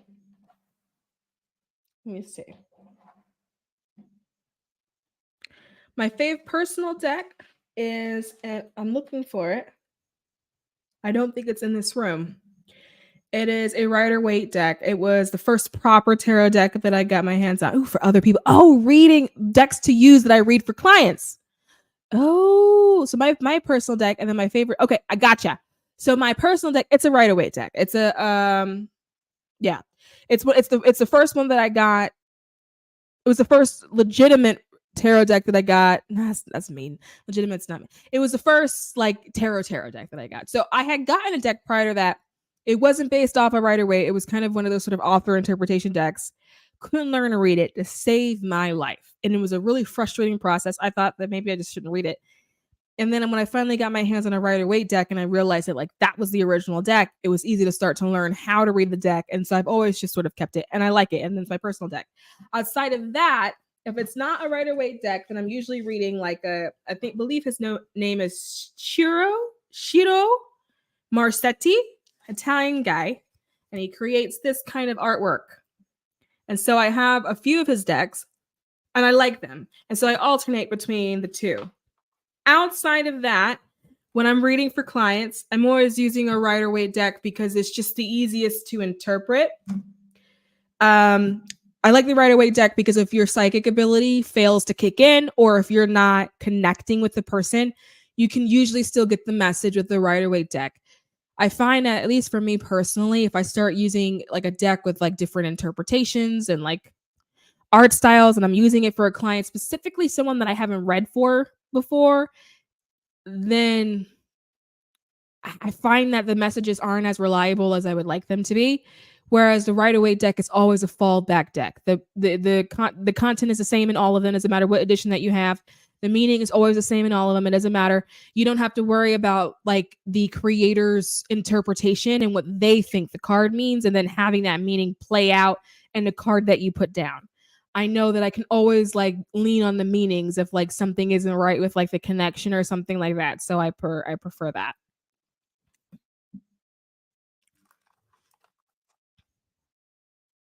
Anything else? I got people on here that are just lurking. What about the lurkers? You, huh?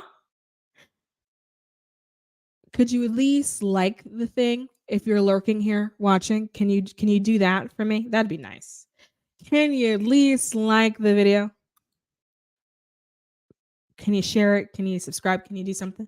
If you're not going to ask a question, if you're just going to sit here and stalk me every week. Thank you.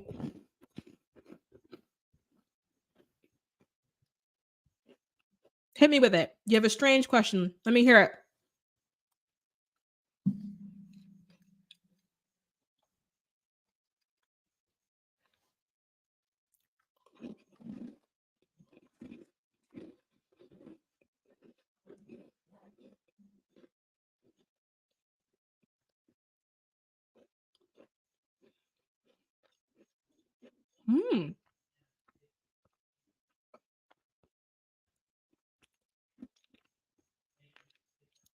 What does hubby think about my abilities?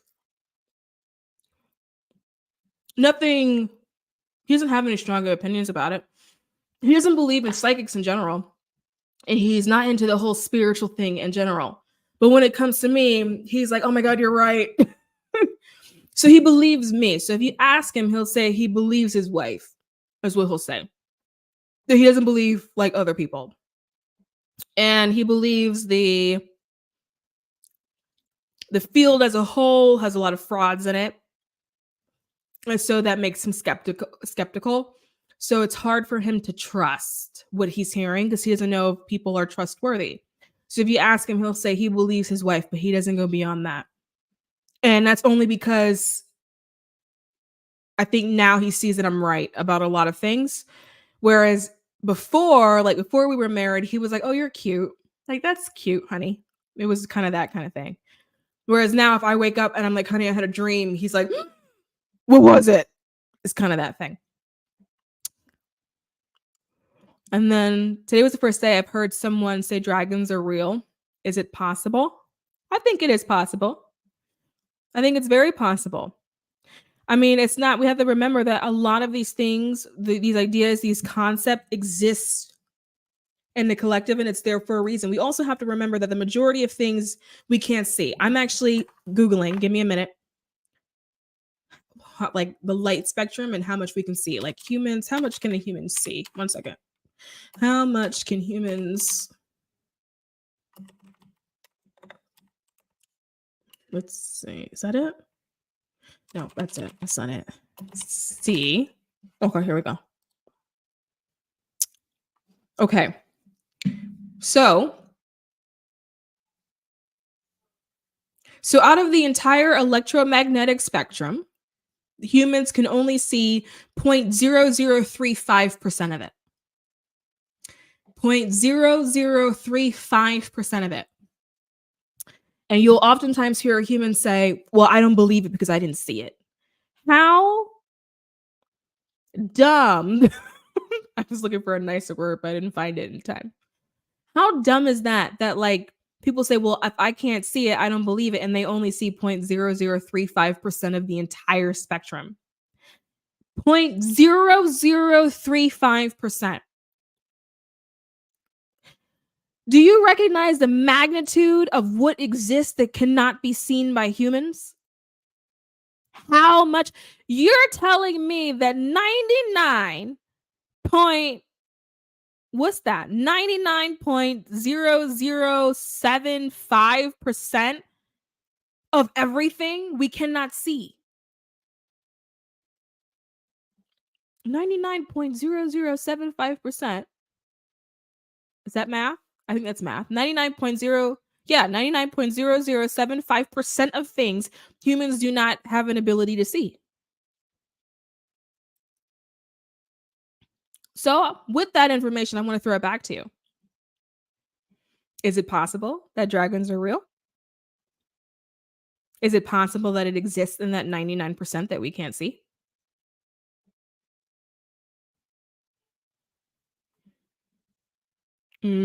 It's crazy. We can't see it. We don't even see 1% of the world. We don't even see 1% of literally what's in front of you. So look at like wherever you're sitting right now. Look in front of you right now and realize you only see 0.0035% of what's actually in front of you. It makes you feel real small, right? It makes you feel really vulnerable. So when people say that doesn't exist, spirits, I can't see it, blah, blah, blah, blah, blah. Yeah, because you're blind. That's why you don't see it. That's why that's like part of the reason why people sense in other ways, right? Why like you can be in a space and you're like, I feel something in here, but I don't really know because I can't see it. Yeah, because you only see 0.0035%. But what you feel is what you feel. Like it's not crazy at all. That you're feeling something there. If you walk into a room and you feel something there, something is there. You just can't see it because you see 0.0035%. That's it. And so, but the people are afraid of the spirit world. And I think that's so interesting. And I was like, the spirit world is kind.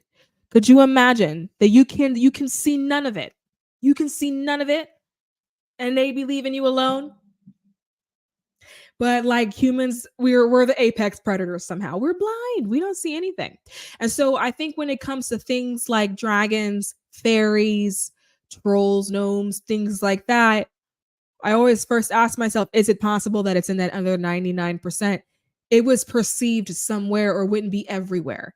Same thing with like mermaids. It's so ingrained in the collective consciousness. Some of these beings are inscribed in caves and walls from thousands of years ago. It's somewhere. It exists somewhere. It's just in a place that we don't perceive, but it doesn't mean it's not there. You have entire cultures that are built around these beings. It's there. We just don't see it. How do you know if a deity wants to work with you? They'll tell you. And it can happen in a lot of one common way that it can happen is like in a dream. You can dream about them. That's a common way, but usually that they'll tell you, they'll just start popping up. Their name will start popping up a lot of places, or you may see their image around you all of the time. You may see them in a dream. They may come talk to you in that kind of way, but they'll tell you. It's not it won't feel like a secret. It'll be kind of like a sure thing, and you'll know because they'll have something specific that they actually want to convey or want to share with you. You may have like a random thought of a spelling of a name that you've never seen before, especially if it's like a new deity that you've never heard of or worked with before. It may be like a new name that pops up that's popping up around you often, and you're like, what is that? But they'll flag you down. They'll flag you down. And it's typically not soft. It's typically not a soft flagging. It's like a very sort of clear hello type of thing. So if you're seeing them around a lot, hearing their name around a lot, things like that, you'll know. That's them talking to you, telling you.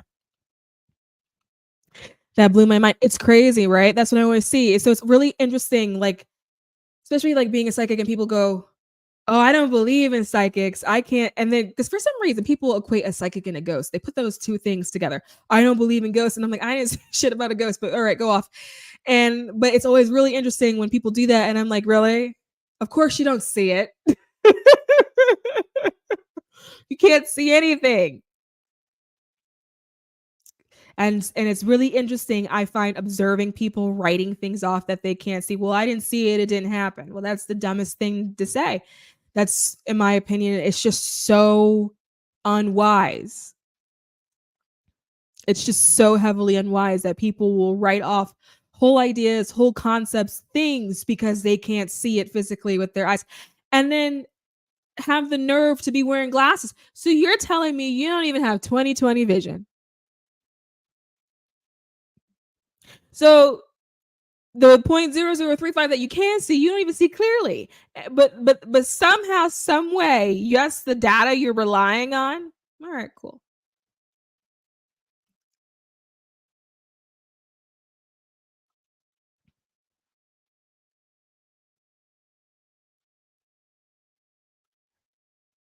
What else you got, guys? Let me know. I'll give it a few secs before I go. I'm in a silly mood today. I'm feeling so silly. I don't know why, but I'm rolling with it.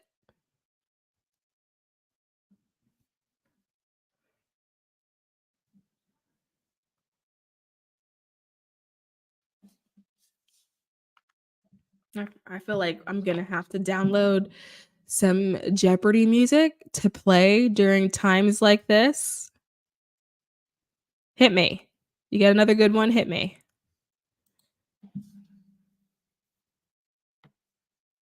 And for the rest of you guys that are lurking, can you smash that like button? Thank you. Thank you. Gracias. 감사합니다.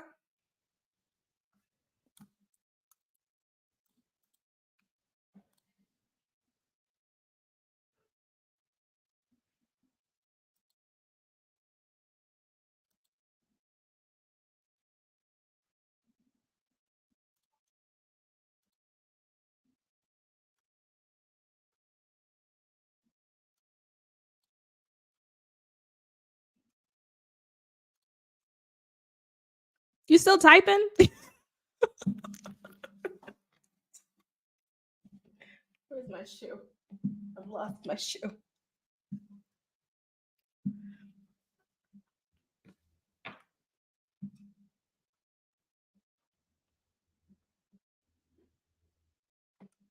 Speaking of seeing, something weird is happening to me lately. I will be looking at things in front of me, and one object will turn into an energy wave. Baby, why is that weird? That's all that it is. It's just an energy wave. That's what all objects are originally. Energy waves. And then we perceive them as something solid because that's the only way we can understand it. But everything is an energy wave. Ah, okay. I gotcha. Wait, one finger. I apologize. I could have been more patient. No, that's what it originally is. It's just energy. Everything is just energy. It's just the way we perceive it in order to make some sense out of it. And so we perceive it as a solid, but you can even go back into like teachings in school and like science class, right? When they teach you about like moving particles, like solid, liquid, and gas. And they teach you how all the particles in a solid and a liquid and gas are always moving. They're just always moving at different speeds, right? So a gas is the fastest, and then there's like liquid is still kind of fast, but it slows down. And then how you have a solid, the particles are still moving. It's just that they're really close together and they're really squeezed and they can't go as far and they can't move as fast, but the particles are still moving. It's still an energy wave, even though it's being perceived as something solid. So it's turning into an energy wave because what you're seeing is what it is. You're actually seeing it in like its original form.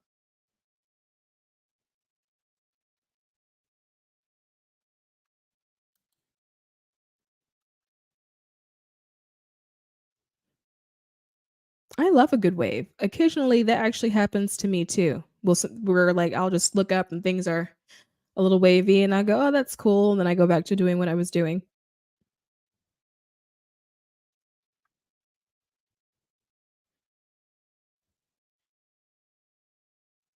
Why would it be happening?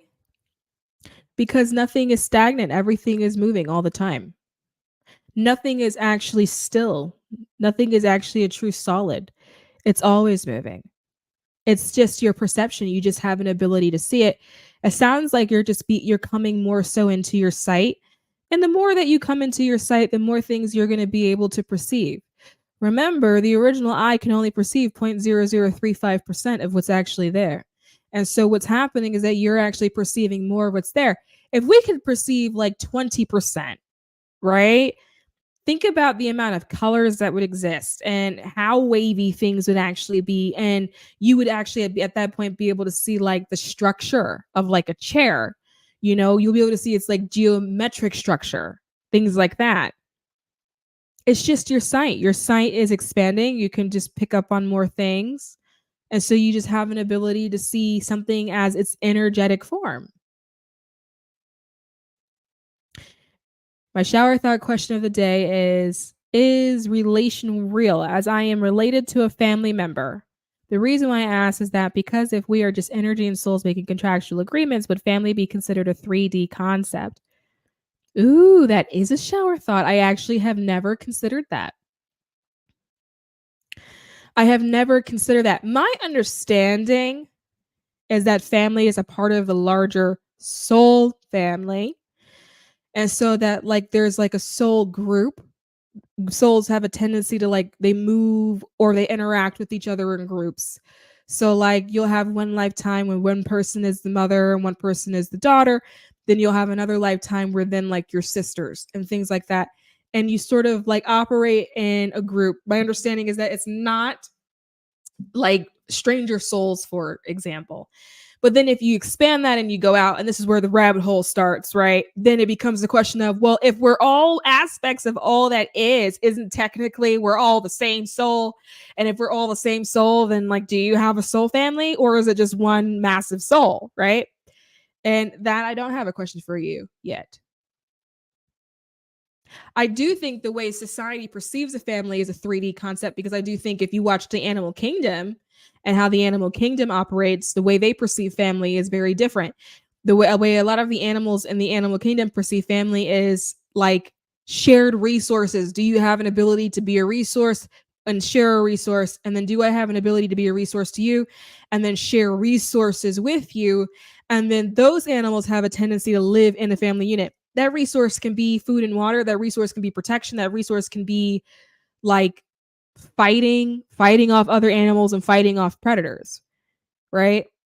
But then you look at the human and the human structure of what a family is, and humans will have a whole family unit, and the whole family unit, they're mean to each other, they are abusive, they are highly unpleasant, and they're just unkind, and then they'll stick together tough, even though they're all miserable because it's a family unit. But then when you zoom out, there is no sharing of resources, there's no sharing of knowledge, there's no sharing of information. No one is helping each other, and there's no community that's really formed because everyone is operating for the best interest of self. But then if you look at the animal kingdom, there is some sort of assessment of like resource sharing. And so I do think the concept of family is probably a 3D concept because it changes, and it changes based off of what being you're looking at. Like, for example, I went on safari this weekend, and this is what I learned about zebras. Now, don't hold me to it. I'm not a zoologist, a zookeeper. I don't work with zebras. I don't look. This is what the zookeeper told me. All right. So if it's wrong, you go after them. You don't go after me. But we were looking at some zebras. And what they were saying was that when a mother zebra is pregnant, that about a week or two before she gives birth, she will leave the herd and to go be by herself, and then she'll give birth. And then the calf, every day for 5 weeks, they say it happens for 5 weeks. Every day during the day, she leaves the calf alone. And then she comes back at night, presumably checking to see whether or not the calf survived, right? And after she gives birth, the calf is not allowed to return with her to the herd. Like, they can't come. Like, it's a you can't sit with us kind of thing. But if after 5 weeks the calf is still alive, then at that point the calf can join the herd. And it's like a resource thing. Are you going to be helpful, or are you going to be a hindrance? Is there going to be a pack of lions that come out of the bush and you're going to slow us down? Or are we going to all be able to run together as a pack effectively? Because, like, zebras getting away from a lion is very much determined by a group effort. So, like, the stripes and the camouflage on it, I'm giving you guys like crazy, just random and stuff. The stripes and the camouflage on a zebra is not camouflage against the terrain. That's why they stand out. It's camouflage to camouflage them as a herd. So when they run, the stripes become like an illusion. You don't know what you're looking at. It's supposed to look confusing when they're running as a group. So if you're a calf and you're not keeping up and you're like trailing behind, you break the illusion. And so, like, I'm just using a zebra as an example, has like, they have their own 3D structure, but you have to contribute. If you don't have an ability to contribute to the herd, then you can't be a part of the herd. So that's my shower thought.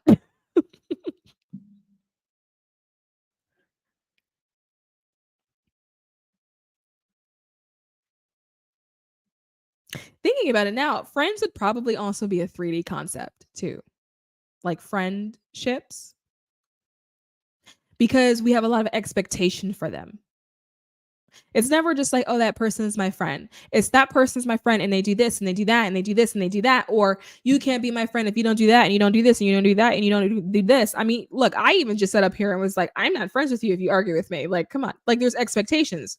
So yeah, that would be a 3D concept because it's not unconditional. It doesn't follow like the rules of like love,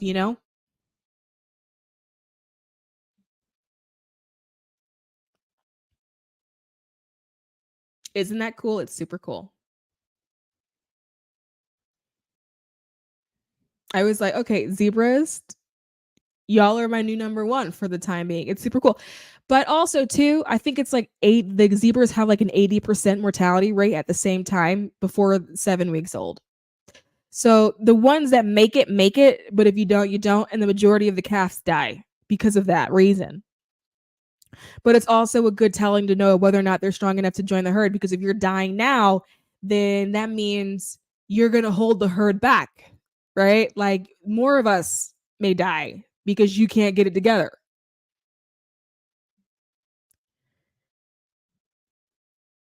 This might be dark, but it seems as though the concept of family or blood is a manipulative tactic and it doesn't hold much weight as society pushes on us because we're living on individual experience. I agree.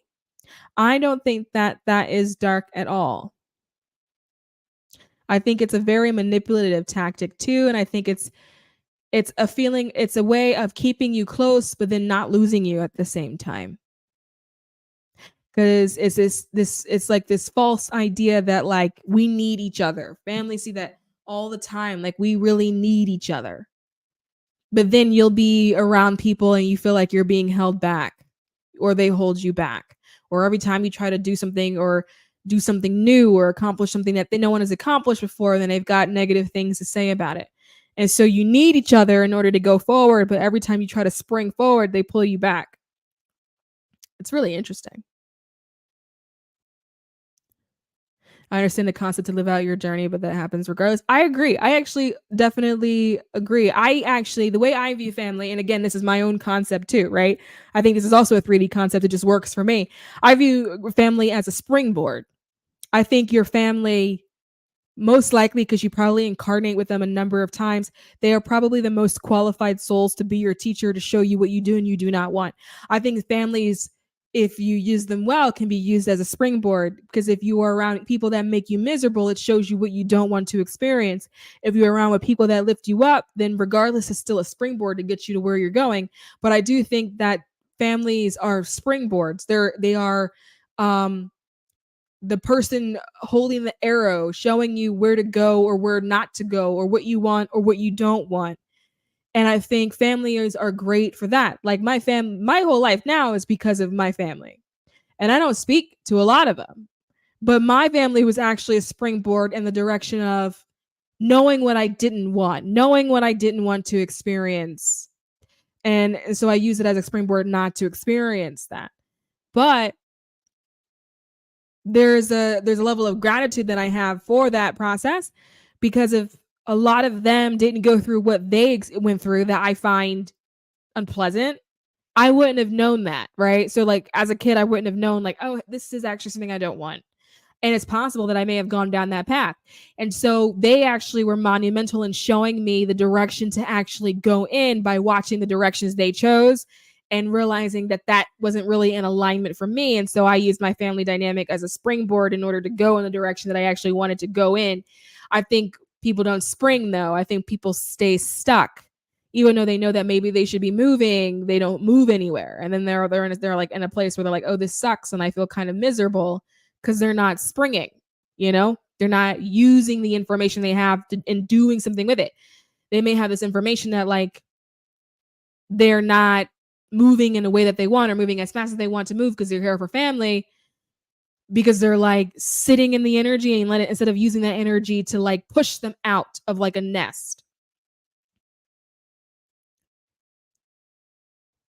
Yeah, totally thankful. How do you feel about the idea you attract what you are? I see it floating around a lot, but it's never really explained properly or will be directly contradicted by experiences. I do think that you attract what you are, but I don't think that you attract what you are in like the form of karma. I do find that a lot of the explanations today sound very karmic. And I don't think that that's what it is. The way I feel about you attract what you are is that if you think that you are less than and that you don't deserve something, then it's going to be a lot harder to get your hands on it because you feel like you don't deserve it. But I don't necessarily think that it means you're not going to get it, because the plan is the plan. You already wrote it before you incarnated. And so you're going to get it. I think it just may be the experience that you have up until actually getting your hands on it. Is it going to be like a peaceful experience, a smooth experience, a comfortable experience? Or is it going to be an experience where you're like in this huge amount of resistance and you're fighting all the time and there's always a challenge? And I think that that's your belief system. I think it's the journey to get to where you want to go that may depend on who you are. But when I think of like who you are, I'm thinking about your belief system. What is your belief system? What is it that you believe that you are? What is it that you believe you have an ability to get or not get? What is it that you believe you deserve and don't deserve? And I think the answers to those questions may help you get to where you want to go faster, or it may slow you down. But I do think that ultimate plan, you'll still get there. It's just how comfortable was the journey and how long did the journey take? I think that if you are in more alignment with what it is that you want, and an alignment is saying, I want that thing. And then you just know that you can have that thing and you will have that thing. And then you just leave the rest of it alone, right? I think it can come to you using the path of least resistance. Most people get what they want using the path of most resistance because they're fighting themselves the entire way there. Oh, I need to work this hard. I need this amount of money. I don't deserve it. I didn't work hard enough. Or maybe you have a new idea, you tell a friend and they're not all that supportive. And then so you start doubting yourself. It's the journey. And so I think the journey may reflect who you are in that moment. So if you are more negative thinking, more negative feeling, your experience with the journey may feel more negative. If you are more positive thinking and positive feeling, your experience with the journey, getting what you want, may feel more positive. It may feel more upbeat. It may feel lighter and it may feel easier. I think about it from that perspective because it will change the relationship you have with that thing. Like, I always use money as an example. I think it's the easiest example. It's one that everyone can relate to, right? Like, if you don't think you're prosperous, it's going to be really hard to feel prosperous. It doesn't matter if you have a lot of money in the bank, you won't see it, you won't feel it. You may have a whole bunch of money sitting in a savings account somewhere, and then you'll say, I must keep it for a rainy day or my emergency fund. You're not waking up in the morning going, oh my God, look at all this money. I think that is what, like, that's when you go into the, well, who are you?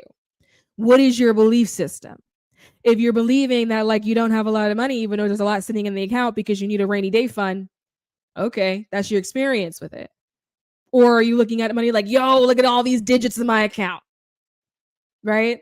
Maybe you're not looking at it as a rainy day fund. Maybe you're looking at it as money. And then that will alter the experience that you're actually then having with money. And so when it comes to you, you can see it versus if it's coming to you and you're like, oh, great, like this is more money I can stash away that I can hold on to, you know? So I think that is more so about like what it, at least that's my perspective of what it is when it comes to like you attract what you are. Now, I do think that this can change a little bit. This is when people start getting a little bit more karmic, where they'll be like, well, like the people in your life, you attract the people in your life because of who you are. If you're a bad person, then maybe you attract bad people. Whereas my belief system on that is that you attract what you wanted to learn from that person. That person probably was just the most qualified to teach you the lesson the fastest. It may not be karmic related. It may not be because you did something bad and so you came across a bad person. It may just be they were the most qualified for the job. You had something to learn. You wanted to learn it. So you learned it that way because it was fast and it was efficient and it was easy. And so, yeah, that's how I feel about it. How to transmute sexual energy towards you that's usually unwanted into a superpower. I want to transmute it into something positive instead of getting irritated. How to transmute sexual energy towards you that's usually unwanted. Are you okay? Do you need to call the police? Seriously. I mean, I know I'm laughing, but like seriously, is this like a sexual, like, are we talking about an SA thing? Like, what do you like let's clear this up first. Because if you don't want it, because this is my initial thinking. If you don't want it, why do you want to transmute it? If you don't want it, why aren't just block it? You know, don't touch it.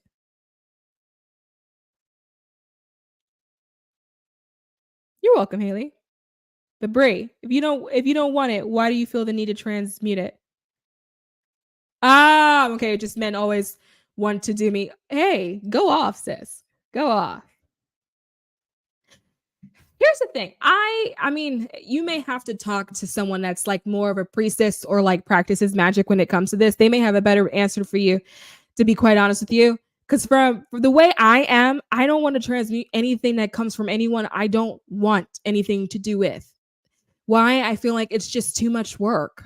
I don't want to have to touch energy that I don't, if I don't like it, like in its regular form, I don't want to transmute it, mute it. I don't want to touch it. To me, it feels dirty and it feels kind of gross and it feels kind of slimy.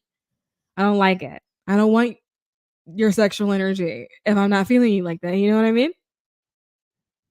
You may need to talk to a priestess or somebody. They may have a better answer for you about like what to do with it. Hi. We're doing Q&As. If you have a question, throw it in the chat. But I'm also too, Brie, I'm also someone that doesn't like to transmute energy that's not mine. I'm very like, in my mind, I like to be the HBIC. In my mind, in the fantasy world that I create for myself, I love to be the head bitch in charge. And I don't like using energy that's not mine. because it's not clean. Like people be dealing with stuff, especially when you're thinking about like sexual energy. Think about the amount of like insecurities, lack of confidence, lack of love, lack of self-esteem, issues with abandonment, issues with rejection that exists in sexual energy. The amount of people that use their sexual energy as a form of validation because they're struggling with who they are as an individual. Also think about sexual energy from the perspective of some people that's holding it may not be clean. They may be working with all types of STDs. That's not an energy that I care to transmute. Y'all can keep it. You can keep it. I have no desire to touch it, to fling it around, to flip it and reverse it. I have no desire to do anything with it. You can keep it. It's hard enough as an individual to like have your own sexual energy in a way that's like balanced, where it is removed of your insecurities and removed of like the issues that you have with your confidence or that one cellulite that's on your ass. You know what I mean? Like the amount of energy that's inside of sexual energy, the desperation that can sit inside of sexual energy, the scatteredness, the feeling of like not being accepted. There's so much that sits in sexual energy, and in these days the majority of it isn't empowering. And that just to me sounds like a whole lot of work to transmit. I just feel like that's a lot of candles to light, man. I don't have the desire. How long have I been practicing tarot? 14 years.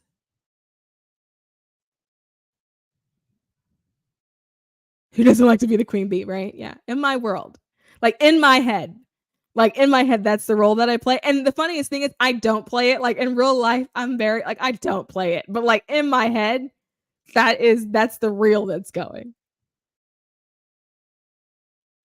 It's just weird because it's been an energy that's been following me my whole life and I'm not even doing anything to attract. Maybe you're attractive. Maybe it doesn't maybe babes, like maybe it's like not even serious. Like maybe you're just like an attractive person.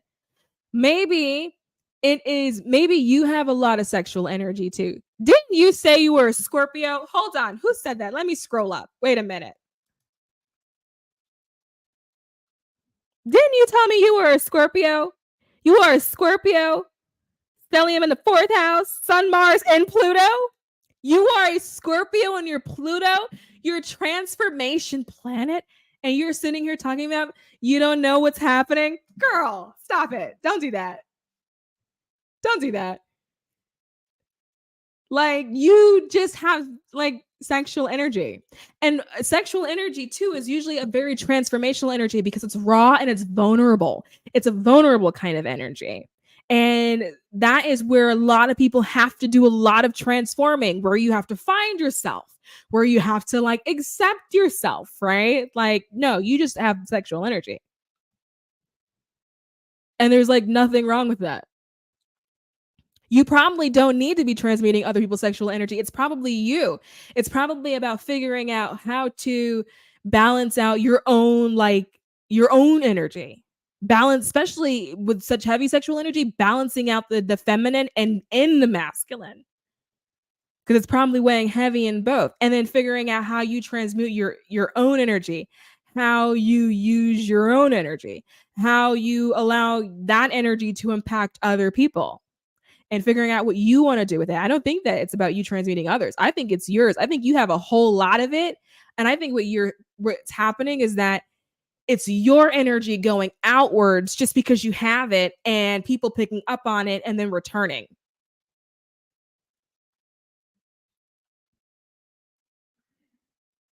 Have you ever thought about making your own deck? I have. I have thought about it. I have large dreams in this area. I would love to be a deck creator at some point in my life. I would love to make tarot card decks. I would love to make oracle card decks. I'm just in the process of finding my pathway, figuring out what that looks like in terms of like publishing, really, because I don't want to do it. I don't want to be an indie deck creator. I've got so much respect for people that create it on their own, but there's so much work that goes into it. There's so much money that's required in order to go into it that I would like to have a nice relationship with the publisher. And those type of things take time to build. But I would love to. I have so many ideas of different things that I would create. How do you handle fatigue when it comes to changing your life for the better? I find it hard to balance going after what I want, getting out of my funk to avoid stagnancy, but don't want to tire myself out. I I I accept that. That's what I do. I have funks too. I'm definitely not bouncing around every time. I will say over time it's gotten easier. So for example, let's say I had something I wanted to manifest. The way it started would be like 1 out of 7 days I'd be like, "I can do this. I'm going to get it. It's going to work for me." And then the 6 days I'm like, "You're a fucking idiot. It's not going to happen. You don't deserve it. You don't work hard." And then I'll spend 6 days beating myself up about it. And then, but what ended up happening was I just allowed myself to be what I was in that moment and not judge myself for it, because I had to recognize that I was unlearning thought patterns. I was unlearning everything that I had saw growing up, being in a family that struggled and took pride in their struggling. Because a lot of, like, we have people like that around us, right? Family members, and you hear, well, when I was growing up, I walked to school uphill both ways. And there's pride in that. People take pride in struggle, and then they pass that down. They pass down this idea of like hard work and struggle. And so I had to accept that I was unlearning a belief system that exists in all the generations that I'm aware of in my family. And that I was going to be the first one to break out of this idea that everything has to be hard and difficult. And I had to accept that not only that, I actually like a soft life and would love to live one. And when I first admitted to myself that I wanted to live a soft life, I felt guilt and I felt ashamed and I felt like I sounded like I was talking out of my ass. And because I had been so conditioned that everything is hard and that it must be hard. And then I was conditioned to be proud of where I came from because it was so hard. And I had to unlearn that. I had to unlearn wanting things because I was taught that you take just enough, or you're happy for what you have. At least God gave you what you have. God didn't give you everything, but he gave you what you have, and you're okay with that. And I had to unlearn that.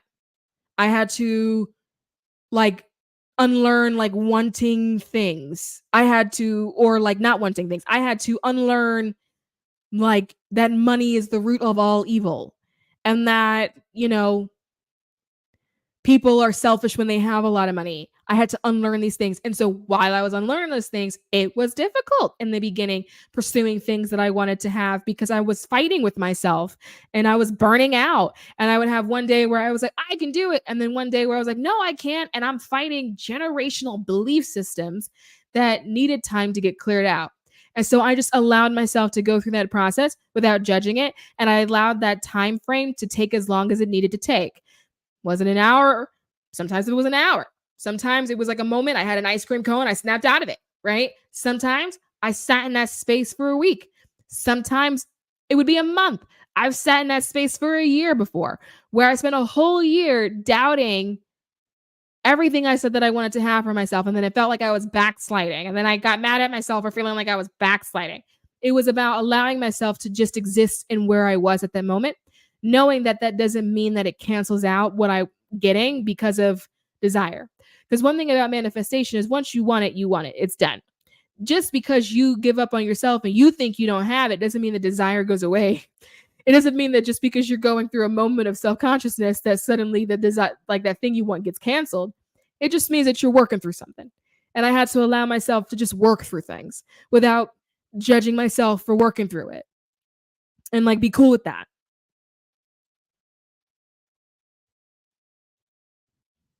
Ooh, tarot stack. I'll look into it.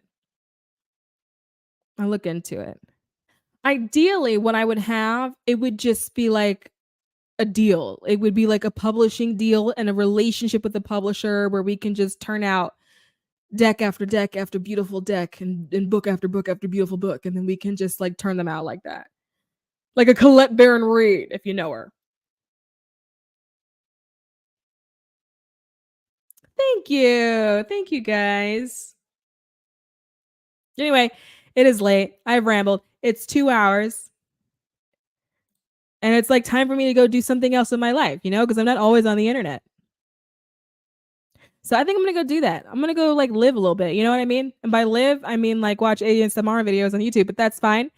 That's my business, right? I'll do what I want. Thank you, Bree. I do feel that. I do feel that it'll happen. I'm just allowing myself to work through the process of like not freaking out about how it happens or what it looks like or when it happens or like whatever. I'm allowing myself to go through my process and, and then it'll show up when it shows up. But outside of that, guys, I'm going to wrap there. It's been 2 hours. I will see you next week. Bye.